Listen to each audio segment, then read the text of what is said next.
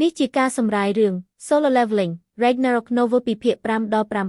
8 ស៊ូហូសូមានការភ្ញាក់ផ្អើលយ៉ាងខ្លាំងសត្វចម្លែកនោះត្រូវបានគ្របដណ្ដប់ដោយសម្បកក្នុងពណ៌ខ្មៅដែលមានផ្សែងហុយចេញមកដូចជាចំហាយទឹកក្តៅរូបរាងខាងក្រៅរបស់វាគឺដូចជាស្រមោលយក្សដែលមានស្លាបហើយមានផ្សែងពណ៌ខ្មៅវិលវល់ជុំវិញខ្លួនវាជានិច្ចហាក់ដូចជាស្រមោលដែលញ័ររញ្ជួយក្រោមពន្លឺការចងចាំជាច្រើនបានភ្លឺព្រឹបក្នុងក្បាលរបស់ស៊ូហូនៅពេលដែលគាត់សម្លឹងមើលសត្វវេទមនុស្សតើវាជាសត្វដែលខ្ញុំធ្លាប់ឃើញក្នុងសុបិនដែរឬទេគាត់មានអារម្មណ៍ច្បាស់ក្នុងចិត្តថាគាត់ស្គាល់សត្វនេះសត្វស្រមោលជាច្រើនដែលធ្លាប់លេចមុខក្នុងសុបិនរបស់គាត់កាលពីយូរណាស់មកហើយនិងមេដឹកនាំដ៏គួរឲ្យខ្លាចរបស់ពួកវាមានរូបរាងដូចគ្នាបិទនឹងសត្វខ្មៅនេះគួរឲ្យភ្ញាក់ផ្អើលសត្វនោះក៏បានចូលមកជិតស៊ូហូហើយលុតជង្គង់ម្ខាងចុះនៅចំពោះមុខគាត់ព្រះអង្គម្ចាស់ក្មេងខ្ញុំពេរ៉ូបឺរូបានមកដល់ហើយព្រះអង្គនឹងមានសុវត្ថិភាពអ្វីណាស៊ូហូមានការងឿងឆ្ងល់យ៉ាងខ្លាំងគាត់មិនដឹងតតែសោះថាមានរឿងអ្វីកំពុងកើតឡើងសត្វនោះធំសម្បើមខ្លាំងណាស់ទោះបីវាលុតជង្គង់ក៏ដោយក៏ស៊ូហូនៅតែត្រូវងើយមើលវាមុនពេលស៊ូហូអាចឆ្លើយតបបានកាយវិការរបស់សត្វនោះក៏ផ្លាស់ប្ដូរភ្លាមវាបានកត់សម្គាល់ឃើញស្ថានភាពរបស់ស៊ូហូដែលរងរបួសជាទម្ងន់ពីការវាយប្រហាររបស់សត្វចោកសត្វនោះងើបក្បាលឡើងដោយបង្ហាញទឹកមុខដូចជាចង់សម្លាប់សត្វចង្រៃនេះហ៊ានខំព្រះអង្គម្ចាស់ឬខ្ញុំនឹងហែកមាត់វាកំទេចចោលសំឡេងក្រហមដ៏គួរឲ្យខ្លាចមួយបានផ្ទុះចេញពីមាត់របស់សត្វនោះរហូតធ្វើឲ្យរញ្ជួយទូទាំងអាគារហើយក្នុងមួយប៉ព្រិចភ្នែកពិភពលោកក៏បានប្រែក្លាយទៅជានរករស្មីនៃការសម្លាប់រង្គាលបានវិលវល់ជុំវិញខ្លួនរបស់ស្រមោចនោះទន្ទឹមនឹងនេះសត្វចោកយក្សដែលកំពុងត្រូវជើងរបស់សត្វវេទមន្តខ្មៅជាន់ពីលើបានខំប្រឹងអស់ពីសមត្ថភាពដើម្បីងើបក្បាលឡើងនៅពេលដែលវាធ្វើបានសម្រេចវាក៏បានខំទៅលើជើងរបស់ពេរូយ៉ាងសាហាវពេរូបានញាក់ក្បាលសម្លឹងមើលសត្វចោកនោះយ៉ាងមុតស្រួចមិនគួរឲ្យជឿកូនឆ្កែនេះគិតថាវាជានរណាផ្សែងពណ៌ខ្មៅហុយចេញពីខ្លួនរបស់វាដូចជាទឹកពុះហើយដោយល្បឿនលឿនអស្ចារ្យពេរូបានបោកសត្វចោកយក្សនោះទៅម្ខាងហើយវាលុកទៅលើវាសត្វចោកយក្សនោះបានរមៀលថយក្រោយទាំងស្រែកយំពេរូបានធ្វើចលនាលឿនជាងសត្វចោកដែលកំពុងរមៀលនោះទៅទៀតវាបានចេញមុខគោលដៅហើយសង្កត់សត្វយក្សនោះជាប់នឹងដីវាចាប់ជើងក្រោយរបស់សត្វចោកនីមួយដោយដៃទាំងពីរហើយហែកខ្លួនសត្វចោកនោះដាច់ជាពីរឈាមពណ៌ខ្មៅបានខ្ទាតពេញគ្រប់ទីជាមួយនឹងសម្លេងស្រែកដ៏រន្ធត់វាមិនមែនជាការប្រយុទ្ធទៀតទេប៉ុន្តែជាការសម្លាប់រង្គាលរំខានភាពសាហាវឃោឃៅរបស់មុំសាសីដ៏គួរឲ្យខ្លាចនោះបានដើរជាន់ពីលើសាកសពចោកហើយក្រហមយ៉ាងខ្លាំងម្ដងទៀតថាមពលស្រេកឃ្លានឈាមរបស់ស្ដេចស្រមោចបានធ្វើឲ្យក្រុមអ្នកប្រមាញ់ដែលទើបតែចូលមកដល់ជាន់ទី1នៃវិចិត្រសាលសិល្បៈនោះរឹងខ្លួនថ្មឹងនេះវាថាមពលអ្វីទៅគេថាទីនេះជាគុក Great Talភាពតក់ស្លុតនិងភ័យខ្លាចបានគ្របដណ្ដប់លើពួកគេអាគារទាំងមូលមានអារម្មណ៍ដូចជានឹងដួលរំនៅពេលណាមួយហើយញ័ររញ្ជួយយ៉ាងខ្លាំងប៉ុន្តែដោយហេតុផលអ្វីមួយស៊ូហូមិនមានអារម្មណ៍ភ័យខ្លាចចំពោះសត្វវេទមន្តសាហាវនោះឡើយផ្ទុយទៅវិញសត្វនោះធ្វើឲ្យគាត់នឹកឃើញដល់អ្វីមួយវាបង្កប់នៅក្លិនក្រអូបពីការចងចាំដែលស្រឡាញ់ខ្លាំងក្នុងចិត្តរបស់គាត់តើវាជាអ្វីទៅវាហាក់ដូចជានៅជាប់នឹងចុងអណ្ដាតរបស់ខ្ញុំស្រមោចមួយស៊ូហូព្យាយាមនឹកឃើញនៅខាងក្នុងអនុស្សាវរីយ៍ដ៏ស្រពិចស្រពិលគាត់អាចជឿសំឡេងទារកម្នាក់កំពុងសើចសប្បាយគូររូបស្រមោចក្នុងសៀវភៅគំនូរតើអ្នកណាអូយស៊ូហូស្រាប់តែឈឺក្បាលយ៉ាងខ្លាំងវាជាស្ថានភាពដែលគួរឲ្យវង្វេងស្មារតីប៉ុន្តែគាត់ដឹងរឿងមួយច្បាស់ណាស់ទោះបីជាមានអ្វីគ្រប់យ៉ាងកើតឡើងក៏ដោយហាក់ដូចជាខ្ញុំនៅតែមានជីវិតសុខភាពកម្លាំងកាយ140ស៊ូទីបំផុតភាពតានតឹងទាំងអស់ក្នុងខ្លួនគាត់ត្រូវបានរំសាយហើយគាត់ក៏ដួលសន្លប់ទៅលើឥដ្ឋអូទេព្រះអង្គម្ចាស់ភ្ញាក់ឡើងសត្វនោះបោះបង់អ្វីគ្រប់យ៉ាងភ្លាមហើយស្ទុះទៅក្បែរគាត់ការអប់របស់សត្វនោះមានភាពកក់ក្ដៅខ្លាំងសម្រាប់ស៊ូហូសូម្បីតែពេលកំពុងបាត់បង់ស្មារតីក៏មានស្នាមញញឹមលេចឡើងនៅលើមុខរបស់គាត់ដែរដឹងបេសកកម្មជួយសង្គ្រោះអ្នករស់រានមានជីវិតត្រូវបានបញ្ចប់ចំនួនអ្នកសង្គ្រោះ33ឡើងកម្រិតស៊ូហូបានឃើញខ្លួនឯងនៅក្នុងសុបិនមួយវាជាសុបិនអំពីទារកទើបកើតម្នាក់កំពុងជិះខ្នងស្រមោចទារកនោះកំពុងសើចច្អឹកហាក់ដូចជាមានអ្វីមួយធ្វើឲ្យគាត់សប្បាយចិត្តខ្លាំងណាស់ហើយនៅពេលដែលទារកសើចស្រមោចនោះក៏សើចដែរគ្រប់ទីកន្លែងដែលទារកនោះទៅតែងតែមានស្រមោចនៅក្បែរជានិច្ចស្រមោចដែលពាក់កន្សែងជូតមាត់ជួយឲ្យបៅដប់ស្រមោចដែលជួយរាប់លេខនិងស្រមោចដែលជួយរៀបចំឲ្យទារកគេងមុនពេលចូលគេងជាមួយគ្នា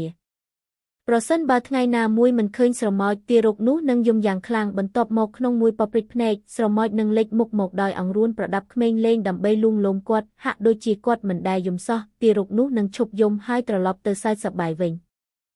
ស្រមោចដែលពាក់កន្សែងនោះបានចូលមកជិតទារកទាំងទឹកភ្នែកនិងនេត្រាត្រៀមនឹងហូរចេញមកគ្រប់ពេលព្រះអង្គគុំចាស់តើព្រះអង្គធំធាត់ខ្លាយជាមនុស្សដ៏អស្ចារ្យយ៉ាងនេះតាំងពីពេលណាខ្ញុំពេរូដែលជាអ្នកបម្រើដ៏រាបទាបរបស់ព្រះអង្គពិតជាពោពេញដោយក្តីកោតសរសើរទារកនោះស្រាប់តែផ្លាស់ប្ដូរទៅជាស៊ូហូដែលជាមនុស្សពេញវ័យអាយុ22ឆ្នាំហើយឈរនៅចំពោះមុខស្រមោចនោះពេរូវាគឺជាឈ្មោះដែលស៊ូហូបានឆ្លាក់ទុកក្នុងបេះដូងរបស់គាត់ពេរូជាស្រមោចនោះបានមើលមកគាត់ដោយក្តីកោតសរសើរខណៈពេលដែលវាជូតទឹកភ្នែកគោលបំណងដើមរបស់ខ្ញុំដែលមកទីនេះគឺដើម្បីដោះត្រាព្រះអង្គប៉ុន្តែហាក់ដូចជាព្រះអង្គបានដោះត្រានោះដោយឆន្ទៈរបស់ព្រះអង្គផ្ទាល់រួចទៅហើយពិតជាស័ក្តិសមនឹងឋានៈរបស់ព្រះអង្គដែលជាព្រះអង្គគុំចាស់ក្មេងមែនទាំងយំសោកទឹកភ្នែកបានហូរដូចទឹកផ្កាឈូកចេញពីភ្នែករបស់ពេរូដែលបង្ហាញយ៉ាងច្បាស់ថាវាពិតជាកក់ក្ដៅនឹងការជួបជុំនេះទោះជាយ៉ាងណាក៏ដោយការដោះត្រាមិនទាន់រួចរាល់ទាំងស្រុងនៅឡើយទេផ្នែកសំខាន់បំផុតគឺនៅតែរក្សាទុកនៅទីនេះពេរូបានរាវរករបស់របររបស់វាហើយបន្ទាប់មកបានដករបស់មួយចេញដឹងទំនិញកូនសទៅកាន់គុកស្រមោច Shadow Dungeon ត្រូវបានទទួលបានគុកស្រមោចតើនេះជាអ្វីសារដែលលេចឡើងភ្លាមនោះបានធ្វើឲ្យស៊ូហូកាន់តែវង្វេងស្មារតីប៉ុន្តែគាត់នៅតែក្នុងសុបិនសំឡេងរបស់ស៊ូហូមិនបានទៅដល់ពេរូតតែសោះស្រមោចនោះបានដាក់កូនសក្នុងដៃគាត់យ៉ាងរឹងមាំហើយនិយាយថានៅពេលដែលចិត្តរបស់ព្រះអង្គរួចរាល់សូមប្រើកូនសនេះនៅពេលណាដែលព្រះអង្គប្រាថ្នានៅខាងក្នុងព្រះអង្គនឹងរកឃើញអ្វីគ្រប់យ៉ាងដែលគួរតែជារបស់ព្រះអង្គតាំងពីដើមមកអោព្រះអង្គគុំចាស់បន្ទាប់ពីនិយាយចប់ពេរូបានលុតជង្គង់ម្ខាងដោយចាប់ស្មារបស់ស៊ូហូដោយដៃទាំងពីរទោះជាយ៉ាងណាសូមកុំភ្លេចរឿងមួយវាបាននិយាយម្ដងទៀតដោយសំឡេងដ៏ម៉ឺងម៉ាត់ប៉ុន្តែបានបង្ហាញកាយវិការដ៏ទន់ភ្លន់ភ្នែករបស់ពេរូដែលពោពេញដោយអារម្មណ៍ផ្ទុយគ្នាបានសម្លឹងត្រង់ទៅរកស៊ូហូការកាន់កាប់អំណាចដ៏អស្ចារ្យទាមទារឲ្យមានចរិតលក្ខណៈដ៏អស្ចារ្យនៅពេលដែលនរណាម្នាក់មិនទាន់ត្រៀមខ្លួនសម្រាប់អំណាចដ៏អស្ចារ្យដែលត្រូវបានប្រទានឲ្យភាពធ្ងន់នៃអំណាចនោះនឹងធ្វើឲ្យចាននោះបែកខ្ទេចនោះគឺចរិតលក្ខណៈរបស់ពួកគេអំណាចដ៏អស្ចារ្យទាមទារឲ្យមានចរិតលក្ខណៈដ៏អស្ចារ្យស៊ូហូបានពិចារណាពាក្យនេះមួយដោយយកចិត្តទុកដាក់មានន័យថាព្រះអង្គត្រូវតែបង្កើនកម្រិតនៃចានរបស់ព្រះអង្គទឹកមុខរបស់ពេរូកាន់តែមុតស្រួចដោយបង្ហាញស្នាមញឹមដ៏កំប្លែងដោយសំឡេងហឹមក្នុងបំពង់កតិចវាបានងើបខ្លួនឡើងហើយអន់ក្បាលគោរពព្រះអង្គគុំចាស់បេសកកម្មរបស់ខ្ញុំបញ្ចប់ត្រឹមនេះក្តីប្រាថ្នារបស់ខ្ញុំគឺចង់នៅក្បែរនឹងការពារព្រះអង្គបន្តិចទៀតប៉ុន្តែសម្មិត្តរបស់ខ្ញុំកំពុងរង់ចាំការត្រឡប់ទៅវិញរបស់ខ្ញុំយ៉ាងអន្ទះសារបន្ទាប់មកវាបានញីភ្នែកមួយចំហៀងខ្ញុំអាចមើលទៅមិនមែនប៉ុន្តែខ្ញុំជាគ្រូពេទ្យដ៏ពូកែម្នាក់គ្រូពេទ្យតើវាថាវាជាគ្រូពេទ្យមែនទេវាជាអ្វីដែលមិនគួរឲ្យជឿបំផុតដែលស៊ូហូបានរនាពេលថ្មីនេះដល់ពេលដែលខ្ញុំត្រូវលាព្រះអង្គហើយរហូតដល់ថ្ងៃដែលយើងជួបគ្នាវិញសូមព្រះអង្គថែរក្សាសុខភាពសំឡេងដ៏ស្រទន់របស់ពេរូបានចាប់ផ្ដើមបន្លឺឡើងឆ្ងាយទៅចាំសិនខ្ញុំនៅមានសំណួរស៊ូហូបានស្រែកហៅវាដោយអស់សង្ឃឹមប៉ុន្តែសំឡេងរបស់គាត់មិនបានចេញពីបូមាត់របស់គាត់ឡើយនោះគឺជាពេលដែលស៊ូហូភ្ញាក់ពីសុបិនចាំបន្តិចតើជាស្រមោចឬស៊ូហូក្រោកឡើងភ្លាមហើយសម្លឹងមើលជុំវិញខ្លួនជញ្ជាំងមានពន្លឺហើយបន្ទប់មានក្លិនថ្នាំសម្លាប់មេរោគបរិយាកាសជុំវិញមានភាពស្ងប់ស្ងាត់អូយតើអ្នកភ្ញាក់ហើយឬគីលានុបដ្ឋាយិកាដែលកំពុងពិនិត្យមើលសេរ៉ូមរបស់គាត់បានក្រឡេកមើលស៊ូហូតើខ្ញុំនៅទីណាអ្នកនៅមន្ទីរពេទ្យតើអ្នកមិនចាំទេមានគុកលេចឡើងនៅសាលារបស់អ្នកតើវាគ្រាន់តែជាសុបិនទេស៊ូហូបានភ្ញាក់ពីសុបិនប៉ុន្តែនៅតែមានអារម្មណ៍វង្វេងស្មារតីមួយរយៈតើសុបិនចាប់ផ្ដើមនឹងបញ្ចប់នៅកន្លែងណាឲ្យពិតប្រាកដទៅស្រមោចនោះគុកនោះឬអ្វីគ្រប់យ៉ាងចាប់តាំងពីការឡើងកម្រិតនៅពេលដែលគ្មានអ្វីហាក់ដូចជាសំហេតុផលទូរទស្សន៍ក្នុងបន្ទប់មន្ទីរពេទ្យរបស់គាត់បានបង្ហាញព័ត៌មានមួយកាលពី2ថ្ងៃមុនឧបទ្ទហេតុច្រកចូលដែលកើតឡើងនៅសាកលវិទ្យាល័យ Hancock University កំពុងស្ថិតក្នុងដំណាក់កាលដោះស្រាយចុងក្រោយ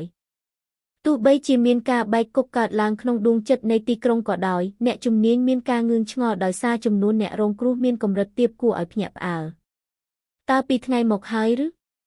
ហាក់ដូចជាព្រឹត្តិការណ៍ដែលកើតឡើងនៅវិចិត្រសាលសិល្បៈមិនមែនជាសុបិនតតែសោះចុះតើសុបិនអំពីកុមារភាពរបស់ខ្ញុំជាការពិតដែរឬទេ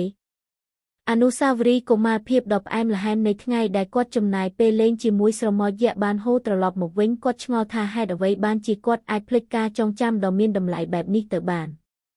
នៅពេលដែលស៊ូហូនឹកឃើញដល់ស្រមោចពីសុបិនរបស់គាត់មានអារម្មណ៍សោកសៅគាត់ចាក់ចេញទៅមុនពេលដែលយើងអាចសន្ទនាគ្នាបានផងស៊ូហូងើបក្បាលឡើងឃើញអក្សរដែលអន្តែតរង់ចាំគាត់បេសកកម្មជួយសង្គ្រោះអ្នករស់រានមានជីវិតត្រូវបានបញ្ចប់អ្នកបានទទួលរង្វាន់សម្រាប់ការបញ្ចប់បេសកកម្មតើអ្នកចង់បញ្ជាក់ពីការទទួលរង្វាន់ដែរឬទេN បញ្ជាក់ស៊ូហូបានជ្រើសរើសបញ្ជាក់ដោយមិនស្ទាក់ស្ទើរដោយពិចារណាថាជីវិតរបស់គាត់ស្ថិតក្នុងហានិភ័យជាច្រើនលើកច្រើនសារវាជារឿងសំរុំដែលត្រូវពិនិត្យមើលរង្វាន់ដែលគាត់ទទួលបានអ្នកទទួលបានរង្វាន់ដូចខាងក្រោមរង្វាន់ទី1ពិន្ទុសមត្ថភាព Ability Points 5រង្វាន់ទី2ពិន្ទុស្ថិរភាពខ្លាំង Strength Stat Points 3វាឲ្យខ្ញុំ8ពិន្ទុស្ថិតស៊ូហូមានការភ្ញាក់ផ្អើលយ៉ាងខ្លាំងចំពោះរង្វាន់ដ៏ច្រើនសន្ធឹកសន្ធាប់នេះហាក់ដូចជាជាមួយនឹងកម្រិតនីមួយដែលទទួលបានស្ថិតទាំងអស់របស់គាត់កើនឡើង1ពិន្ទុដូច្នេះការទទួលបានពិន្ទុស្ថិតបន្ថែមចំនួន8គឺច្រើនជាងការឡើងកម្រិតធម្មតាការប្រថុយជីវិតរបស់ខ្ញុំដើម្បីផលប្រយោជន៍រួមពិតជាមានគុណសម្បត្តិមែនស៊ូហូបានពិនិត្យមើលបង្អួចស្ថិត Status Window របស់គាត់ភ្លាមបង្អួចស្ថិត Status Window ឈ្មោះសង្សូកម្រិត3ការងារគ្មានចំណងជើងគ្មាន HEP 140 Up 14មករា4 Stats កម្លាំង Strength 15សុខភាពកម្លាំងកាយ Health Stamina 12ភាពរហ័សរហួន Agility 12បញ្ញា Intelligence 12វិចារណញ្ញាណ Sense 12ពិន្ទុសមត្ថភាពដែលអាចប្រើបាន5ជំនាញ Skills ជំនាញអាកម្មគ្មានជំនាញសកម្មអំណាចនៃអ្នកគ្រប់គ្រង Ruler's Authority កម្រិត1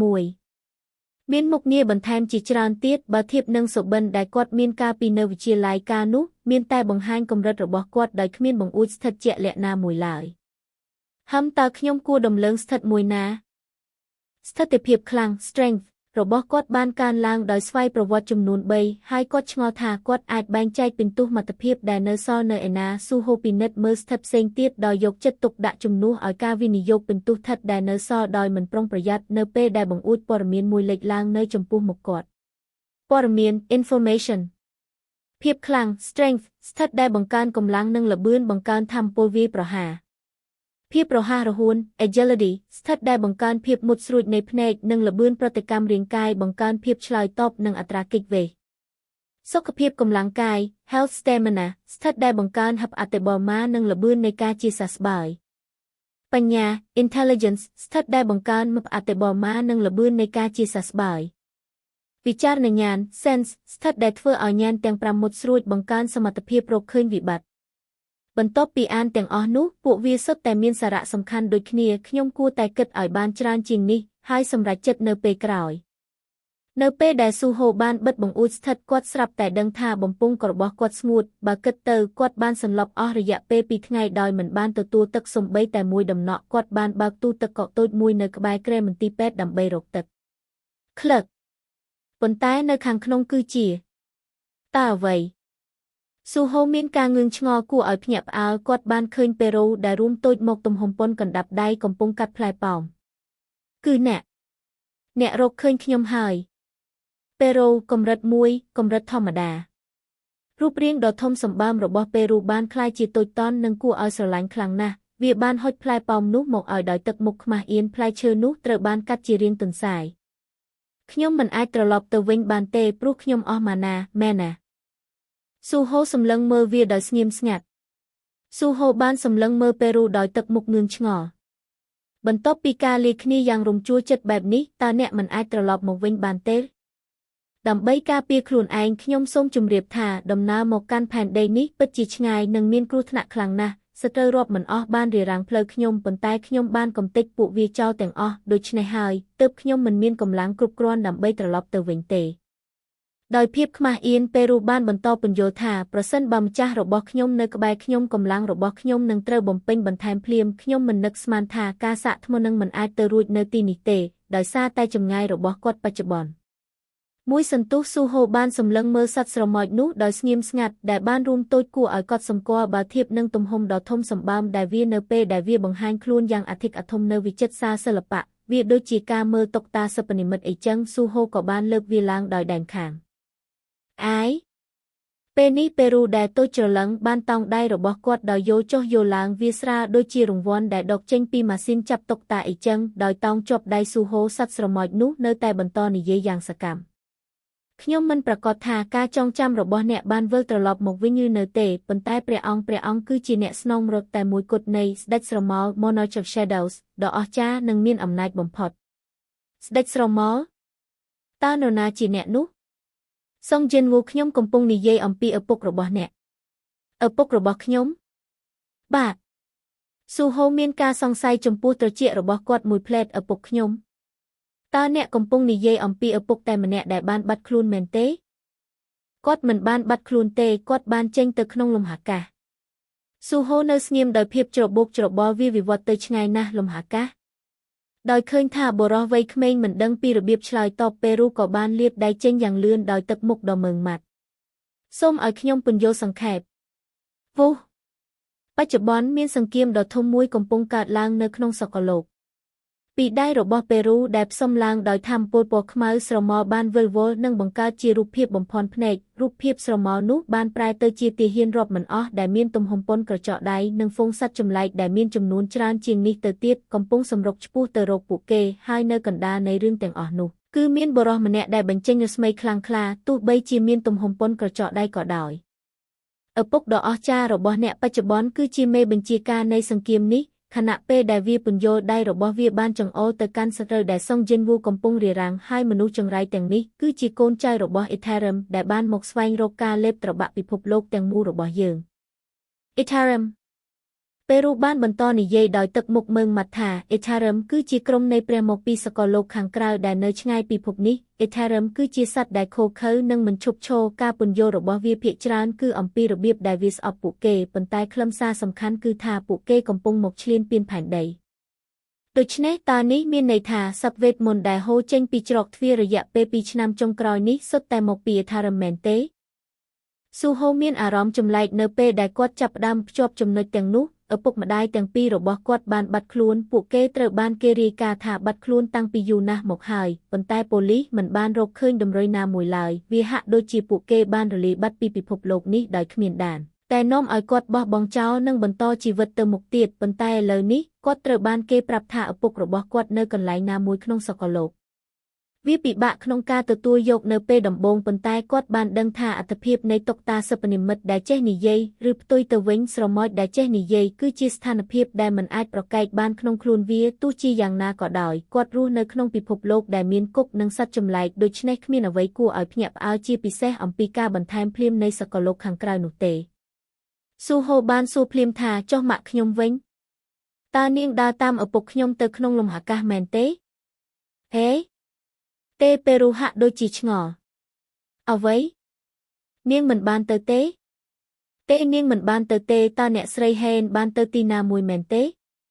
ទឹកមុខរបស់ស៊ូហូបានរឹងមាំនៅពេលឃើញប្រតិកម្មរបស់ពេរូចាប់តាំងពីម៉ាក់ខ្ញុំក៏បានបាត់ខ្លួននៅថ្ងៃតែមួយដែលឪពុកខ្ញុំបាត់ខ្លួនខ្ញុំគិតដោយធម្មជាតិថាពួកគេនឹងនៅជាមួយគ្នាអ្វីអ្នកចង់ប្រាប់ខ្ញុំថាអ្នកស្រីហេនបាត់ខ្លួនមែនទេតាំងពីពេលណានាងទៅណាសត្វស្រមោចតូចច្រឡឹងស្រាប់តែលោតឡើងដោយភាពតក់ស្លុត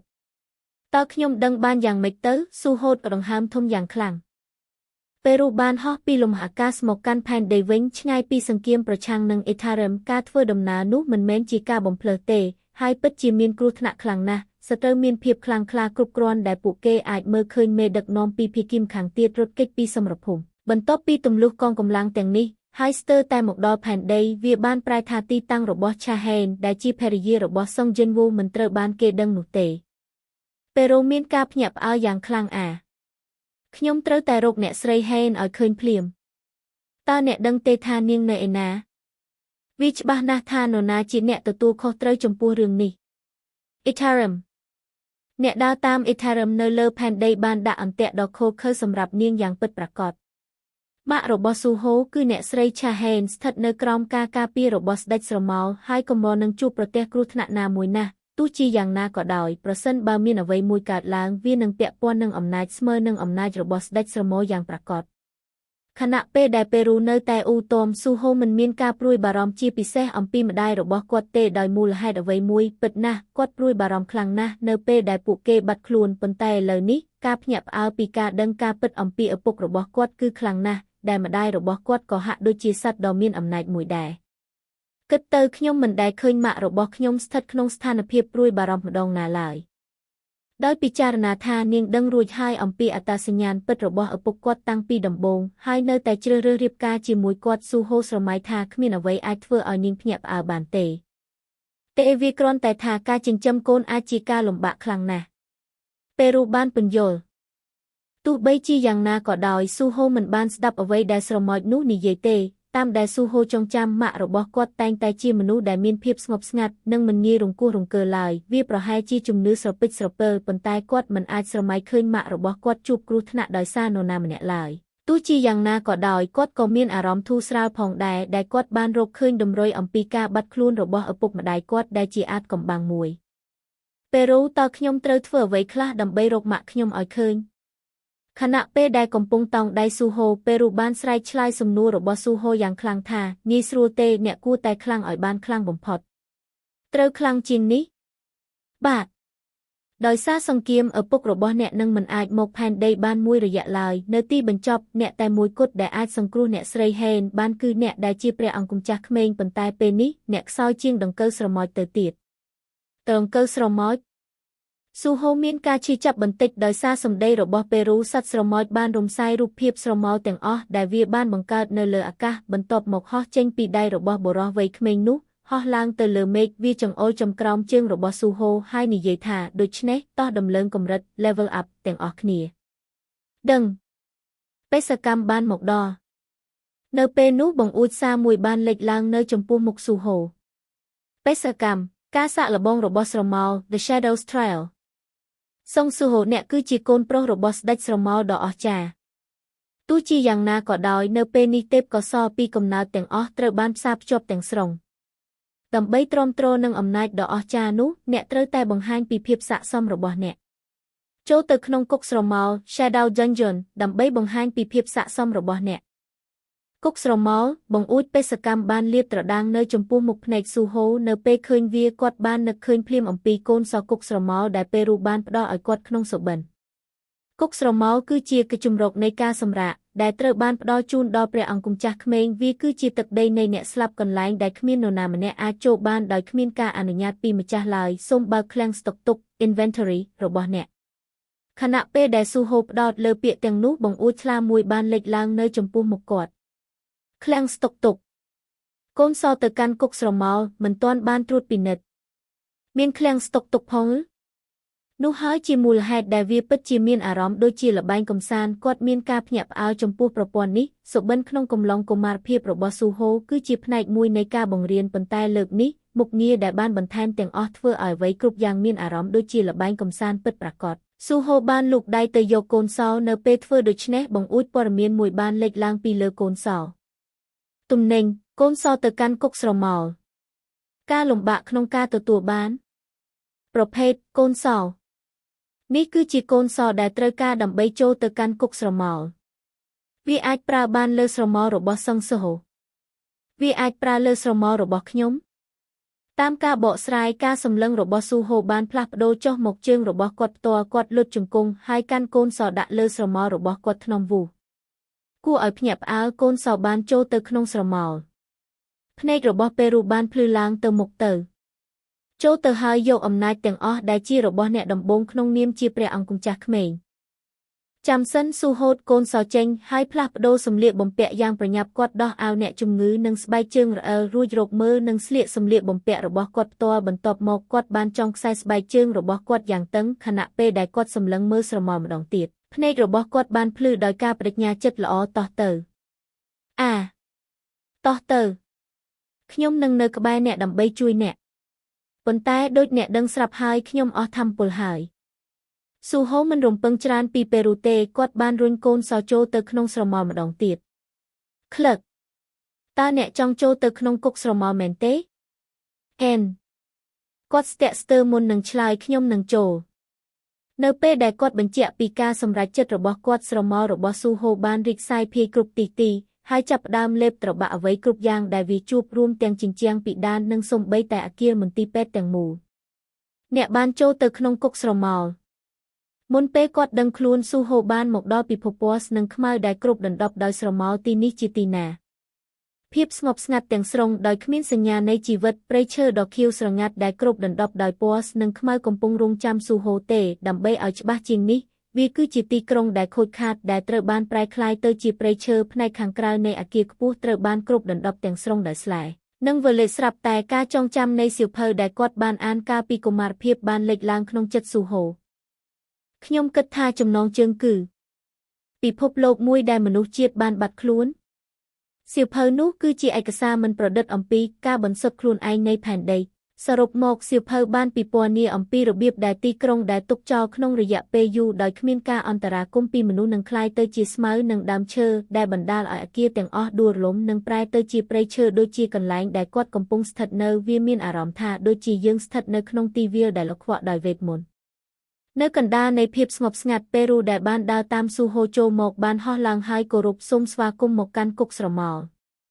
នេះគឺជាគុកស្រមោលឬខណៈពេលដែលសម្លឹងមើលជុំវិញស៊ូហូមានអារម្មណ៍ថាគាត់បានដើរចូលទៅក្នុងខ្សែភាពយន្តភ័យរន្ធត់ចាស់មួយប៉ុន្តែហេតុអ្វីបានជាកន្លែងនេះមានអារម្មណ៍ថាធ្លាប់ម្ល៉េះវាជារឿងដែលមិនអាចទៅរួចទេក្នុងការរក្សាទុកការចងចាំឲ្យឃើញច្បាស់តាំងពីទារកទោះជាយ៉ាងណាក៏ដោយអារម្មណ៍និងបរិយាកាសដែលទទួលបានក្នុងអំឡុងពេលនោះមាននានាការស្ថិតនៅក្នុងជម្រៅបេះដូងសូម្បីតែនៅពេលដែលពួកគេធំធាត់ទៅជាមនុស្សពេញវ័យក៏ដោយចំពោះអ្នកដទៃពិភពលោកពណ៌ខ្មៅនិងស្នេះអាចមានអារម្មណ៍ថាអាក្រក់ខ្លាំងណាស់ប៉ុន្តែចំពោះស៊ូហូវាមានអារម្មណ៍កក់ក្ដៅនិងមានផាសុកភាពដូចជាការអបរបស់ម្ដាយ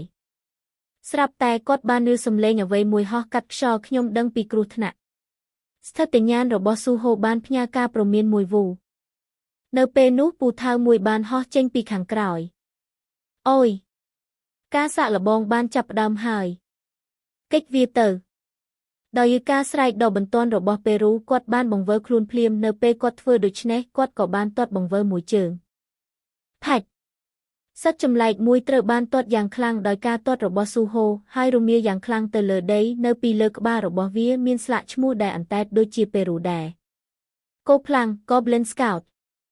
គ្រឹះវាគឺជាសត្វចម្លែកដែលមានស្បែកពណ៌បៃតងនិងគួរឲ្យខ្លាចដែលមានកម្ពស់ប្រហែល1ម៉ែត្រកាយរឹតមែនទេទាន់តែគាត់បញ្ជាក់ពីឈ្មោះរបស់សត្វចម្លែកនោះស៊ូហូក៏ចាប់ផ្ដើមប្រុងប្រយ័ត្នប្រសិនបើវាជាកាយរឹតប្រហែលជាមានអ្នកផ្សេងទៀតនៅក្បែរនោះស៊ូហូបានប្រយុទ្ធក្នុងសមរភូមិជាច្រើនក្នុងសុបិនកាលពីវ័យជំទង់របស់គាត់នៅពេលនោះសភាពកត់នៃការរស់រានមានជីវិតដែលដកជាប់ក្នុងខ្លួនគាត់ក៏បានគ្រប់គ្រងខ្ញុំត្រូវតែសម្លាប់វាមុនពេលវាហាយសមិទ្ធរបស់វាផាច់មុនពេលសត្វនោះអាចងើបឡើងស៊ូហូបានលោតចូលទៅរកវាភ្លាមប្រយ័ត្នការវាយប្រហារដោយដៃទេគឺមានគ្រោះថ្នាក់កូផ្លាំងគឺជាសត្វខ្សោយប៉ុន្តែពេលនេះព្រះអង្គម្ចាស់ខ្សោយជាងវាទៅទៀតខ្ញុំដឹងរឿងនឹងផាច់ដោយមិនខ្វល់ពីពាក្យរបស់ពេរូស៊ូហូបានវាយទៅលើដៃដែលកាន់ពូថៅបណ្ដាលឲ្យវាទម្លាក់អាវុធចុះនោះហើយជាវិធីធ្វើល្អណាស់ឆ្នាំពេរូហោះឡើងហើយទះដៃយ៉ាងខ្លាំងអូយយូរំខានមែនវូទំនេញទទួលបានពូថៅថ្មរបស់កូផ្លាំង Impstone X ភ្លាមនៅពេលដែលស៊ូហូក្តាប់ដងពូថៅគាត់ក៏បោះពូថៅនោះភ្លាមបាំងកូផ្លាំង Goblin Scout ត្រូវបានកម្ចាត់ក្នុងចលនាយ៉ាងលឿនបំពង់របស់កូផ្លាំងត្រូវបានកាត់ផ្ដាច់ប៉ុន្តែគ្មានពេលសម្រាប់ដកដង្ហើមទេសំឡេងដ៏ត្រជាក់មួយដែលស្រដៀងនឹងខ្យល់បានមកពីខាងក្រោយពិតជាមែនវាមានមិត្តម្នាក់ទៀតព្រួញមួយបានហោះកាត់ខ្យល់ហើយស៊ូហូបានលូកដៃចេញដោយសភាពគិតអំណាចនៃអ្នកគ្រប់គ្រង Ruler's Authority ដៃដែលមើលមិនឃើញរបស់ស៊ូហូបានរារាំងព្រួញដែលកំពុងហោះមកអ្វីអំណាចនេះតើអាចទៅរួចទេដោយឃើញព្រួញឈប់ភ្លាមនៅកណ្ដាលអាកាសពេរូមានសេចក្តីរីករាយយ៉ាងខ្លាំងដែលវាស្ទើរតែបាត់បង់ការគ្រប់គ្រងពិតមែនហើយអ្នកគឺជាព្រះអង្គម្ចាស់ក្មេងរបស់យើងទីបំផុតអ្នកបានដាស់អំណាចដែលអ្នកមានការពីនៅជាទារកឲ្យភ្ញាក់ឡើងពេរូចងចាំពីកុមារភាពរបស់ស៊ូហូនៅពេលដែលគាត់ជាទារកដែលដើរនៅលើអាកាស កាលពីស៊ូហូនៅជាទារកវ័យមួយខួបដ៏គួរឲ្យស្រឡាញ់គាត់បានចាប់ផ្ដើមជំហានដំបូងរបស់គាត់ដូចឪពុកម្ដាយទូទៅដែរពួកគេមានការភ្ញាក់ផ្អើលប៉ុន្តែក្នុងរបៀបដែលខុសប្លែកពីអ្នកដទៃបន្តិចម៉ាក់ស៊ូហូកំពុងតែស៊ូហូរបស់យើងចុះស៊ូហូយ៉ាងម៉េចដែរគាត់កំពុងហោះហើរម៉ាក់របស់ស៊ូហូទៀនឡើងហាក់ដូចជានាងមិនអាចជឿនឹងភ្នែកខ្លួនឯងអ្វីណាកូនប្រុសរបស់យើងកំពុងហោះហើរពេញក្នុងផ្ទះឥឡូវនេះជំហានដំបូងរបស់ស៊ូហូគឺនៅលើអាកាសមិនមែននៅលើដីនោះទេវាគឺជាសមត្ថភាពពិសេសមួយដែលគាត់បានទទួលមរតកពីឪពុករបស់គាត់ដែលគេស្គាល់ថាជាអំណាចនៃអ្នកគ្រប់គ្រង Ruler's Authority ខ្ញុំនឹកថ្ងៃទាំងនោះណាស់ពេលរូដកដង្ហើមធំមុនពេលវាចាប់ផ្ដើមពន្យល់ពីប្រវត្តិនៅពីក្រោយអំណាចរបស់ស៊ូហូនៅអាយុមួយខួបស៊ូហូបានចេះហោះហើរមុនពេលគាត់ចេះដើរទៅទៀតទិដ្ឋភាពនោះហាក់ដូចជារឿងព្រេងនិទាននៃការចាប់កំណើតវីរបុរសដ៏អស្ចារ្យនៅពេលនោះផែនដីស្ថិតក្នុងភាពសុខដុមរមនាឥតខ្ចោះប៉ុន្តែអំណាចដែលគាត់ទទួលបានគឺត្រូវបានបង្កើតឡើងដើម្បីបំផ្លាញតែវាគ្មានប្រយោជន៍អ្វីសោះក្នុងពិភពលោកដ៏ស្ងប់ស្ងាត់មួយនេះមិនត្រឹមតែគ្មានប្រយោជន៍ប៉ុណ្ណោះទេវាក៏មានសក្តានុពលធ្វើឲ្យជីវិតធម្មតាមិនអាចទៅរួចដែរដើម្បីដោះស្រាយបញ្ហានេះចិនវូបានសម្រេចចិត្តបិទអំណាចរបស់ស៊ូហូរហូតដល់គាត់អាចគ្រប់គ្រងវាបានឥឡូវនេះនៅពេលដែលអ្នកដើរតាមព្រះខាងក្រៅ Outer Gods កំពុងឈ្លានពានផែនដីវាដល់ពេលហើយសម្រាប់អំណាចដែលត្រូវបានបិទជិតរបស់ព្រះអង្គម្ចាស់ក្មេងត្រូវបញ្ចេញមកវិញពេលរូស្រែកឡើងជំនាញអំណាចនៃអ្នកគ្រប់គ្រង Ruler's Authority កម្រិត1ជំនាញសកម្មមិនត្រូវការម៉ាណាមែនណាឥទ្ធិពលរូបវន្តទៅលើវត្ថុអាចត្រូវបានអនុវត្តដោយមិនចាំបាច់ប៉ះផ្ទាល់ដោយមិនខ្វល់ពីពេលរូស៊ូហូបានប្រើដៃដែលមើលមិនឃើញរបស់គាត់ដើម្បីបញ្ជូនព្រួញដែលគាត់បានចាប់បាននោះឲ្យហោះត្រឡប់ទៅទីដែលផ្ទុយវិញខ្ញុំសងត្រឡប់ទៅវិញហើយគោផ្លាំងអ្នកបាញ់ព្រួញ Goblin Archer ត្រូវបានកម្ចាត់គោផ្លាំងអ្នកបាញ់ព្រួញនោះបានថប់ដង្ហើមដោយសារព្រួញរបស់ខ្លួនឯងនៅពេលដែលវាចាក់ទម្លុះបំពង់របស់វាដោយការភ្ញាក់ផ្អើលគោផ្លាំងផ្សេងទៀតបានងាកក្រោយហើយចាប់ផ្ដើមរត់គេចខ្លួនដោយស្រែកយំយ៉ាងតក់ស្លុតតើអ្នកគិតថាខ្ញុំនឹងឲ្យអ្នករត់រួចមែនទេក្នុងមួយប៉ព្រិចភ្នែកគាត់បានវាដាច់គោផ្លាំងដែលកំពុងរត់គេចខ្លួនយ៉ាងងាយស្រួលដោយការលោតតែម្ដងហើយឡោមព័ទ្ធវាភាពភ័យខ្លាចនៅក្នុងភ្នែករបស់សត្វចម្លែកនោះបានធ្វើឲ្យស្ដេចស្រមោចពេញចិត្តអស្ចារ្យជាមួយនឹងការកើនឡើងនៃស្ថិរភាពខ្លាំង strength សមត្ថភាពលោតរបស់អ្នកបានប្រសើរឡើងដោយធម្មជាតិអ្នកនឹងសាមជាមួយវាយ៉ាងឆាប់រហ័សដោយហេតុផលខ្លះសំឡេងរបស់ពេរូស្ដាប់ទៅគួរឲ្យរំខានខណៈពេលដែលវាសើចពីលើហើយពន្យល់រឿងរ៉ាវដោយស្នាមញញឹមស៊ូហូបានវាយក្បាលគោផ្លាំងនោះដោយពូថៅរបស់គាត់ភ្លាមគោផ្លាំងកាយរឹត Goblin Scout ត្រូវបានកម្ចាត់គាត់បានប្រមាញ់គោផ្លាំងចំនួន2ក្នុងពេលបន្ទាប់គ្នាគាត់ជូតឈាមគោផ្លាំងចេញពីមុខរបស់គាត់ដោយខ្នងដៃហើយសម្លឹងមើលជុំវិញដោយទឹកមុខអំនួតនៅកណ្ដាលសមរភូមិដ៏វឹកវរនេះគាត់គ្មានពេលសិក្សាពីជុំវិញខ្លួនទេប៉ុន្តែឥឡូវនេះបានដឹងថាពិភពលោកពណ៌ស្នឹងខ្មៅនេះមិនស្វាគមន៍គាត់ឡើយការសម្លឹងមើលដ៏សាហាវបានជ្រៀតចូលពីចំណុចផ្សេងនៅក្នុងទីក្រុងដែលខូចខាតគាត់អាចដឹងពីកម្លាំងជីវិតរបស់ពួកវាជុំវិញខ្លួនគាត់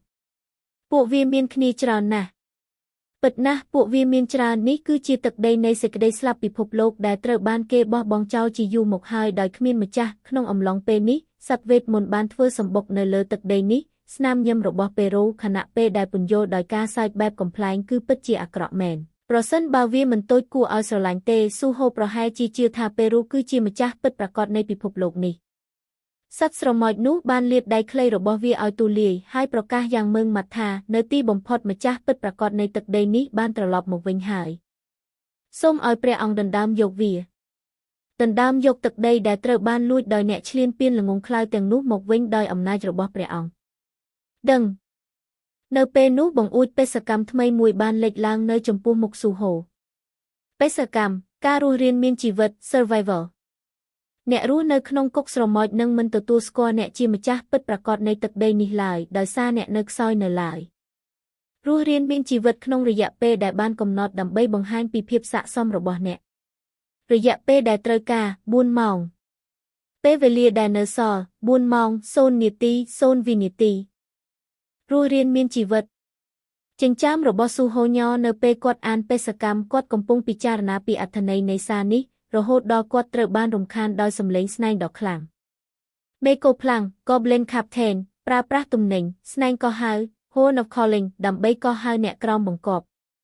មេកូផ្លាំងធំ Goblin Chief ប្រើប្រាស់ទំនិញស្នែងកោះហៅ Horn of Calling ដើម្បីកោះហៅអ្នកក្រោមបង្គាប់